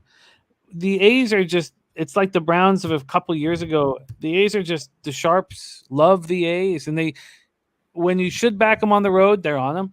And when you shouldn't back them at home, they're on them there. And sure didn't work for the Sharps yesterday when we saw the big bets on the A's. This opened up with the Yankees minus 230. They're now minus 245. And this total opened up at 7. It's dropped to 6.5. Wow. Slow Jams Arsenal says Yanks officially out of the slump since Rizzo came back. Joe Yurkovich says I'm on the Yankees minus 1.5. Not applicable, leaning to the Oakland first 5. Nice job, Big Schnizzle, cashing over at Toga. JP Sears coming off a nice start at home versus the Mariners. 5 innings, 6 hits, 1 earned run. It was a solo shot, 3 Ks and 1 walk. The Yankees are hitting lefties over the last 30. 267, 830 OPS. A's not hitting righties. 226, 59 OPS. Yankees bullpen good. A's bullpen bad. Garrett Cole in his last start got touched at home versus the Jays. And he's been better at home than he's been on the road. On the road, 5-1, 3.79 ERA, 217 opponent's batting average. Alex Gagnon says Yankees destroyed the A's last night, then brought in 2 pitchers to hit 3 of their batters in the 7th inning. A's are going to be pissed, but I doubt they can do much about it. Jay Vegas on the BC Lions. I love it. Take it away here, Bobano. Yankees, A's. Yeah, I mean, the Yankees, what can you say? Did a number on Oakland last night. No question about that. I guess they're out of their little funk and their little malaise. That's putting it mildly. 4 wins in a row now. They salvaged the 1 game against Toronto to avoid the sweep. And ever since then, I mean, they swept the Mets in the 2-game Subway Series and pounded Oakland 13-4 last night. Starting to feel it again. And you look at the matchup here.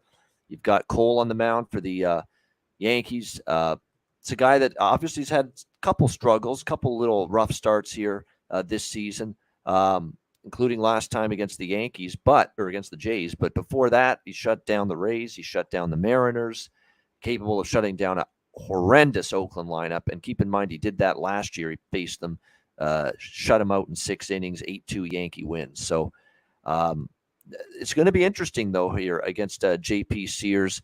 We'll see how he fares in this one for the Oakland Athletics. You know, it's interesting because his numbers actually overall have been pretty good. You know, in last start against the Mariners, 1 run, 6 hits, struck out a bunch of batters there as well. Struck out 3, 5-3 win over Seattle in that game. He pitched really well. August 16th against Texas, he goes 5 innings. Again, he's not eating up a ton of innings, but he's pitching well, keeping his team in the game, chance to win. So, yeah, I was initially looking Yankees run line, you know, thinking hopefully I just don't want to be day late, dollar short. I mean, obviously, if you had Yankees run line last night, it was a great bet. Tonight you got Cole, who should be able to dominate this team, yet he's been a little sketchy at times. He should roll, though. It's a horrible lineup. But I respect what Sears has done. And there are these games sometimes where the Yankees are in a fog offensively, and maybe they're getting out of it. Last night could be a sign, but I don't want to be that guy that was thinking the Yankees run line last night, didn't bet it. Now I hop on tonight. And what if they don't get it done? So, yeah, I definitely lean Yankees run line. It would be the way I would bet it if I have to, but I don't have to. Yeah, there's enough concern with Cole to not take him at this big of a number. The run line is not bad, minus 130. You know, it's not an awful price. But 91% of tickets, 77% cash on the Yankees. Let's talk about this last game on the board. Guardians at Mariners, T-Mobile Park in Seattle, Washington. We will start with the weather. 71 Fahrenheit, 5.8 miles per hour out to left, 5.8 to 5.5 throughout the game. The line history, this opened up with the Mariners. Well, let's start with the Guardians at plus 100. Now they're favorites. Now they're minus 115. They got up to minus 120, but they're minus 115. This total opened up at 7, dropped to 6.5, popped back up to 7. 7, 6.5, and 7. Go over to the cash flow for this last game on the card. Here we have slight line value to the Cleveland Guardians. 2,597 tickets in. 48% of the tickets, 96% of the cash on Cleveland. Then 59% of the tickets, 87% of cash on the under. That all makes sense to me. Shane Bieber coming off a nice start in a 2-0 loss at home versus the White Sox. 6 1/3, 1 earned run, 4 Ks, 3 walks, a 3.10 ERA, 1.10 whip on the year. On the road, he's 5-3 with a 3 ERA and a 2.43 opponent's batting average. Going up against Logan Gilbert, didn't look great at Oakland last out. 3 runs, 2 of which were earned over 5 innings. 3.52 ERA, 1.24 whip on the year. At home, he's worse than he is on the road. At home, 4.06 ERA, 268 opponent's batting average. Christopher Comentini says Bieber day. Guardians versus righties, 245, 669 OPS. Poor, but not as bad as the Mariners are, 210, 649 OPS. Both bullpens have been so good, and we got to to see it yesterday. In effect, the 4 runs scored in the first inning. Those are the only runs scored in the game. Both bullpens completely shut down, and the starters got their shit together too after that 3-run home run McKenzie allowed. Take it away here, Bobano. Last game on the board, Guardians, Mariners. Yeah, I'm going to be on Cleveland here, full game. I've been riding I took Cleveland a bunch earlier this week against San Diego. I took Cleveland yesterday with McKenzie, and that finally got me. But I'm going to come back to the well here with Bieber. Bieber's been just absolutely outstanding lately. There's some concern, I think, for a little bit that he was bobbling a little bit, but the last 6 starts since July 29th, 2 runs or less in every start, and just a grand total of 7 runs in his last 33 innings. He's given up just 7 runs. I mean, so he's been absolutely terrific as of late. Seattle, not quite as good, you mentioned, against righties. And look, I am worried a little bit here for Logan Gilbert for the Seattle Mariners. I mean, we're talking about a pitcher that, look at this year.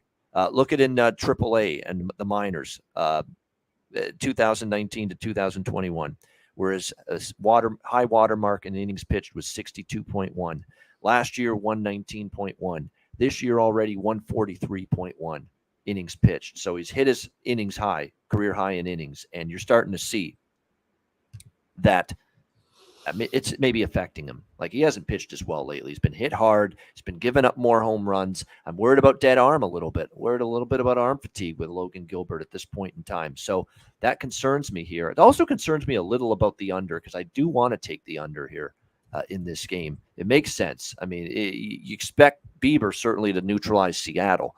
But if Gilbert struggles, and because, look, he hasn't been as good the last few starts, happen again, you get worried that Cleveland might be able to do enough damage to push it over. But I actually am going to go with the under as well, because I felt like that was a good way to go as well. The full game under, I mean, under 7 at -120 looks like the best price at Caesars right now. Unless Pinnacle's got something better, I will check. It's -121 there. So I'll go with the under 7, -120 at Caesars, Cleveland, Seattle. And I'll also go with Cleveland, full game money line at looks like 108 at Win is the best price. -108 for the Guardians, and the under 7 at -120. I'm going to roll with you on the Guardians. Bieber just seems to be rolling right now, and I also find the unders appealing. I'm not sure if I split it up or not. I'd prefer not to have 3 bets on this game, and I won't. But so I'm going to be on the Guardians and a under, whether that be first 5 or full game. I guess full game is more appealing. So I like both those looks there. Bobano. By the way, Cleveland's been pretty damn good off a loss the last 2 months. I mean, you look at them, there's not many 2+ game losing streaks on their resume of the last 2 games. The last 2 months, they've been very good off a loss. So that's another thing that I like here for them tonight. And Joshua Chipman saying Gilbert's usage is way higher than any other season. Can't like that. Okay, let's review all action here, Bobano. And we have Lamont Williams' birthday pick. Happy birthday to Cindy today and to Lamont Williams tomorrow. So, Bobano, I don't think we should do the part, although you've been very good in our friends and family parlay. You're 3-1, Bobano, hitting at 75%. Which that's been great, by the way. That's been cooking, that friends and family parlay. Crazy. But we have a couple losers, bro. But I think we should only do it when we have 3 of us. Yeah. I don't think we should put together a 2-game parlay. I mean, it's part of the fun is to go for it. So I think we'll wait for you for next Friday when our Jose Bouquet is back in action. Let's review all our picks and then figure out which our birthday pick is, and then we will bring on Mills to give us a little sneak peek at what he has coming on right after the show. So, Bobano, you're on the Ticats money line in the over 48 in Ticats Argos. You're on the Lions -3 at -103. I'm going to move on the under and the Lions there. And I've completely flipped. Red Blacks +3 at -103 and the over 48.5 at -109. In the NFL, you're on the Bills +6.5 and the over 39.5. I'm going to possibly move on the under in Seattle, Dallas. I am moving on the under in Chargers Saints at 36.5 and the Chargers team total under 15.5. I'll move on those 2. I know why you're on the Saints -3, and it could end up on my card, although I'd prefer not to see Book under center when I need him to take care of business and get me to the finish line. I've already moved on the under 37.5 and Patriots Raiders, and it was my best bet on the board. Bobano is on the Raiders -120. When we get into MLB, Bobano starts his card with the Nats first 5 -0.5 and full game -1 and the over 8.5. Backing Cade Cavalli making his MLB debut, first round pick, 22nd overall at the University of Oklahoma.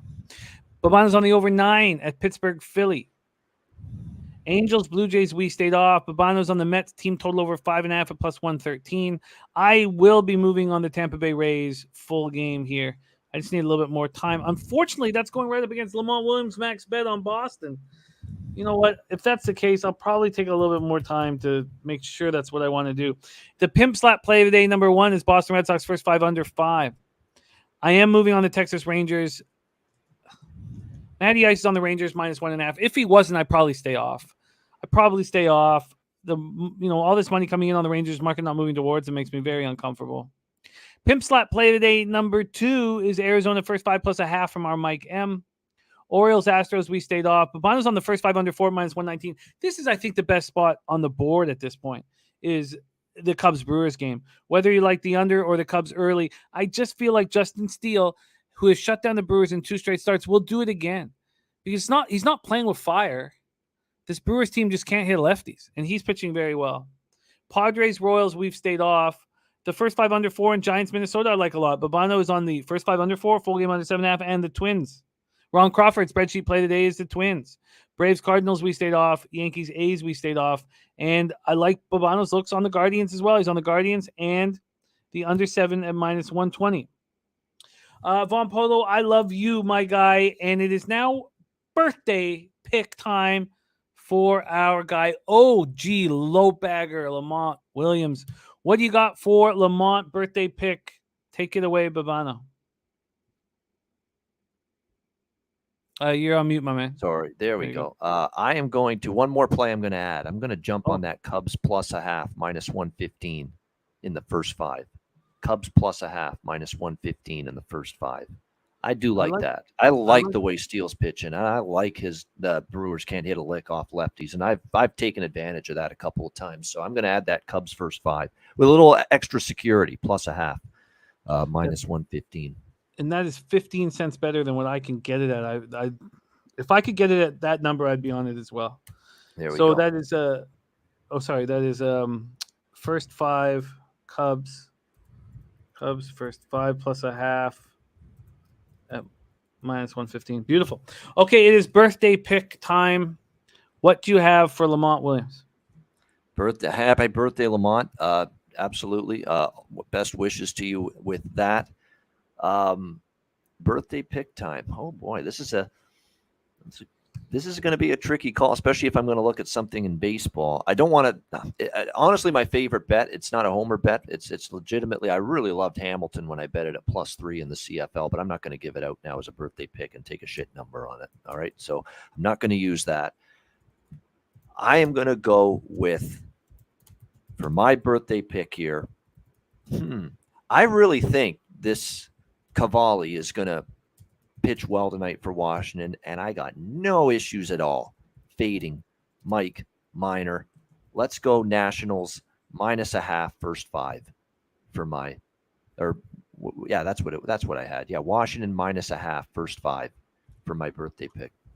Bobano, Nats first 5 -0.5. Now the line has moved a point since I bet it, but my favorite play on the board is the Patriots Raiders under. Patriots Raiders under. It was 37.5 when I bet it. It's now 36.5. That will be mine.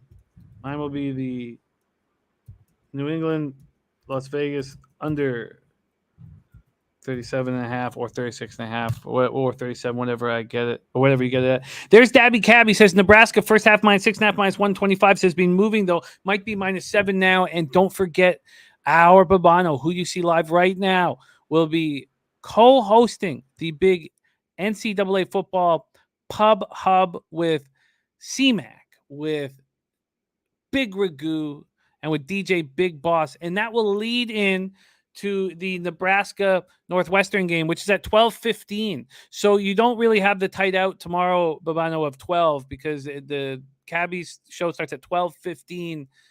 And very exciting, very exciting. So NCAAF all pops off tomorrow, and you can catch Bobano's breakdowns every Monday at 2 p.m. Eastern alongside CMAC.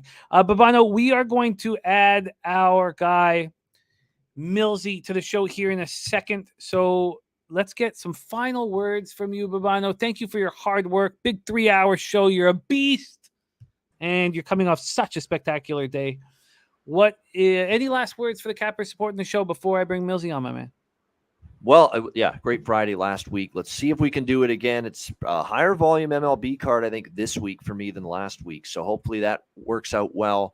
And I like the preseason card tonight. CFL, I like the card as well. And I like that college card tomorrow. So I'm hoping for a nice weekend. And I wish everyone in our chat, our great Betting with the Bag Pub Sports Radio family, a great weekend as well. Profitable, cash some tickets. Enjoy the first Saturday of college football as well. Jimmy, it's always a blast to be on, and I say hello to MMA Locker Room as he is about to join the show, and wish him well as well this weekend. And he does great content here on the channel as well. Thanks, everybody. Let's get that bag this weekend. Let's get that bag. We love you, Bobano, our guy. It is now time to bring on a familiar face to our channel who I don't get to work with enough, but I love very, very much. Please welcome to the show our guy has a premiere coming on right after this. Please welcome Millsy. Millsy, how are you, my man? Man, betting with the bag, aka Millionaire Cocky Swag. What's up, man? Everybody out there in the chat, aka Pub Sports Radio. F the rest out, we the best out. Oh, man, it is nice to see you. We've missed you here on the show. Big NFL season ahead of us, so I hope to see you on our NFL Pub Hub. There it is right there. And you have a big premiere coming on right after this. Tell our chat a little bit about what you got going on, my guy. So we got a premiere going on in about 10 seconds from right now, so I'm going to keep it nice, short, and sweet. Leon Edwards versus Kamaru Usman. Was it a lucky kick? Was it the best comeback win? I don't know. Stay tuned and drop your comments. All right, that's how we're going. Besides that, check out Pub Sports Radio, man. If you want merchandise like this, real tickets, this is where you need to go, right to the Pub Sports Radio website. You remember this logo looks something like The Simpsons, right? That's just how we doing it. And hey, man, this is Friday, right? So it's only right that we cash it. So if you want that cash it t-shirt, head on over to Pub Sports Radio right there. If you want the OG one, the one I'm wearing, this one right here, you know where to go. But if you feel like smashing some bets, smashing the bookies, who got this? Only we do, Pub Sports Radio. And look, just don't forget about it, man. Everything is God plans, a.k.a. talk to the hands, man. F the rest out, we the best out. We wrapping it up right now. Stay tuned. The premiere is going on live right now. It's premiering right now. We got to go. Drop the comments below. We out of here. Pub Sports Radio, F the rest out, we the best out. There he is. Head over there to the premiere about the kick heard round the world last week on Saturday night. Thank you guys so much. It's just been such an interesting week. Sadness and happiness and laughs and winners and losers. It just feels like we've had the whole caveat of feelings here this week. But the only reason why this show is special is because of you, the viewer, and you guys in the chat that make it so special. Cashman, my guy, says, will you be or Razor doing a Travers show? I'm moving. I'm getting out of Parkdale. So unfortunately, I would be live for the 4th Jewel, but I can't be this weekend, unfortunately. Johnny Guns, I would say that my favorite MLB play of all of them would be, and we can't have time. We don't have time to do this, but I think Steele's going to pitch well. I think that's the spot I'm most confident in. Looking at all of them is Justin Steele. But let's get over to the premiere of Millsy's new video. I would say that the Cubs' first 5 and trusting Steele. I also really like the first 5 under 4 in San Francisco, Minnesota. Thank you all so much. Billy Friedrich, not applicable. Vaughn Polo, Cashman 19, Johnny Guns, Mike Morris, AJ, Nasty Nate, Ray Charles, Lamont Williams, happy birthday, Bo Jackson, MDR 24, Dabby Cap. Don't forget about our huge college football day tomorrow and sign up for the Cappers contest. But most importantly, from the bottom of our hearts, thank you.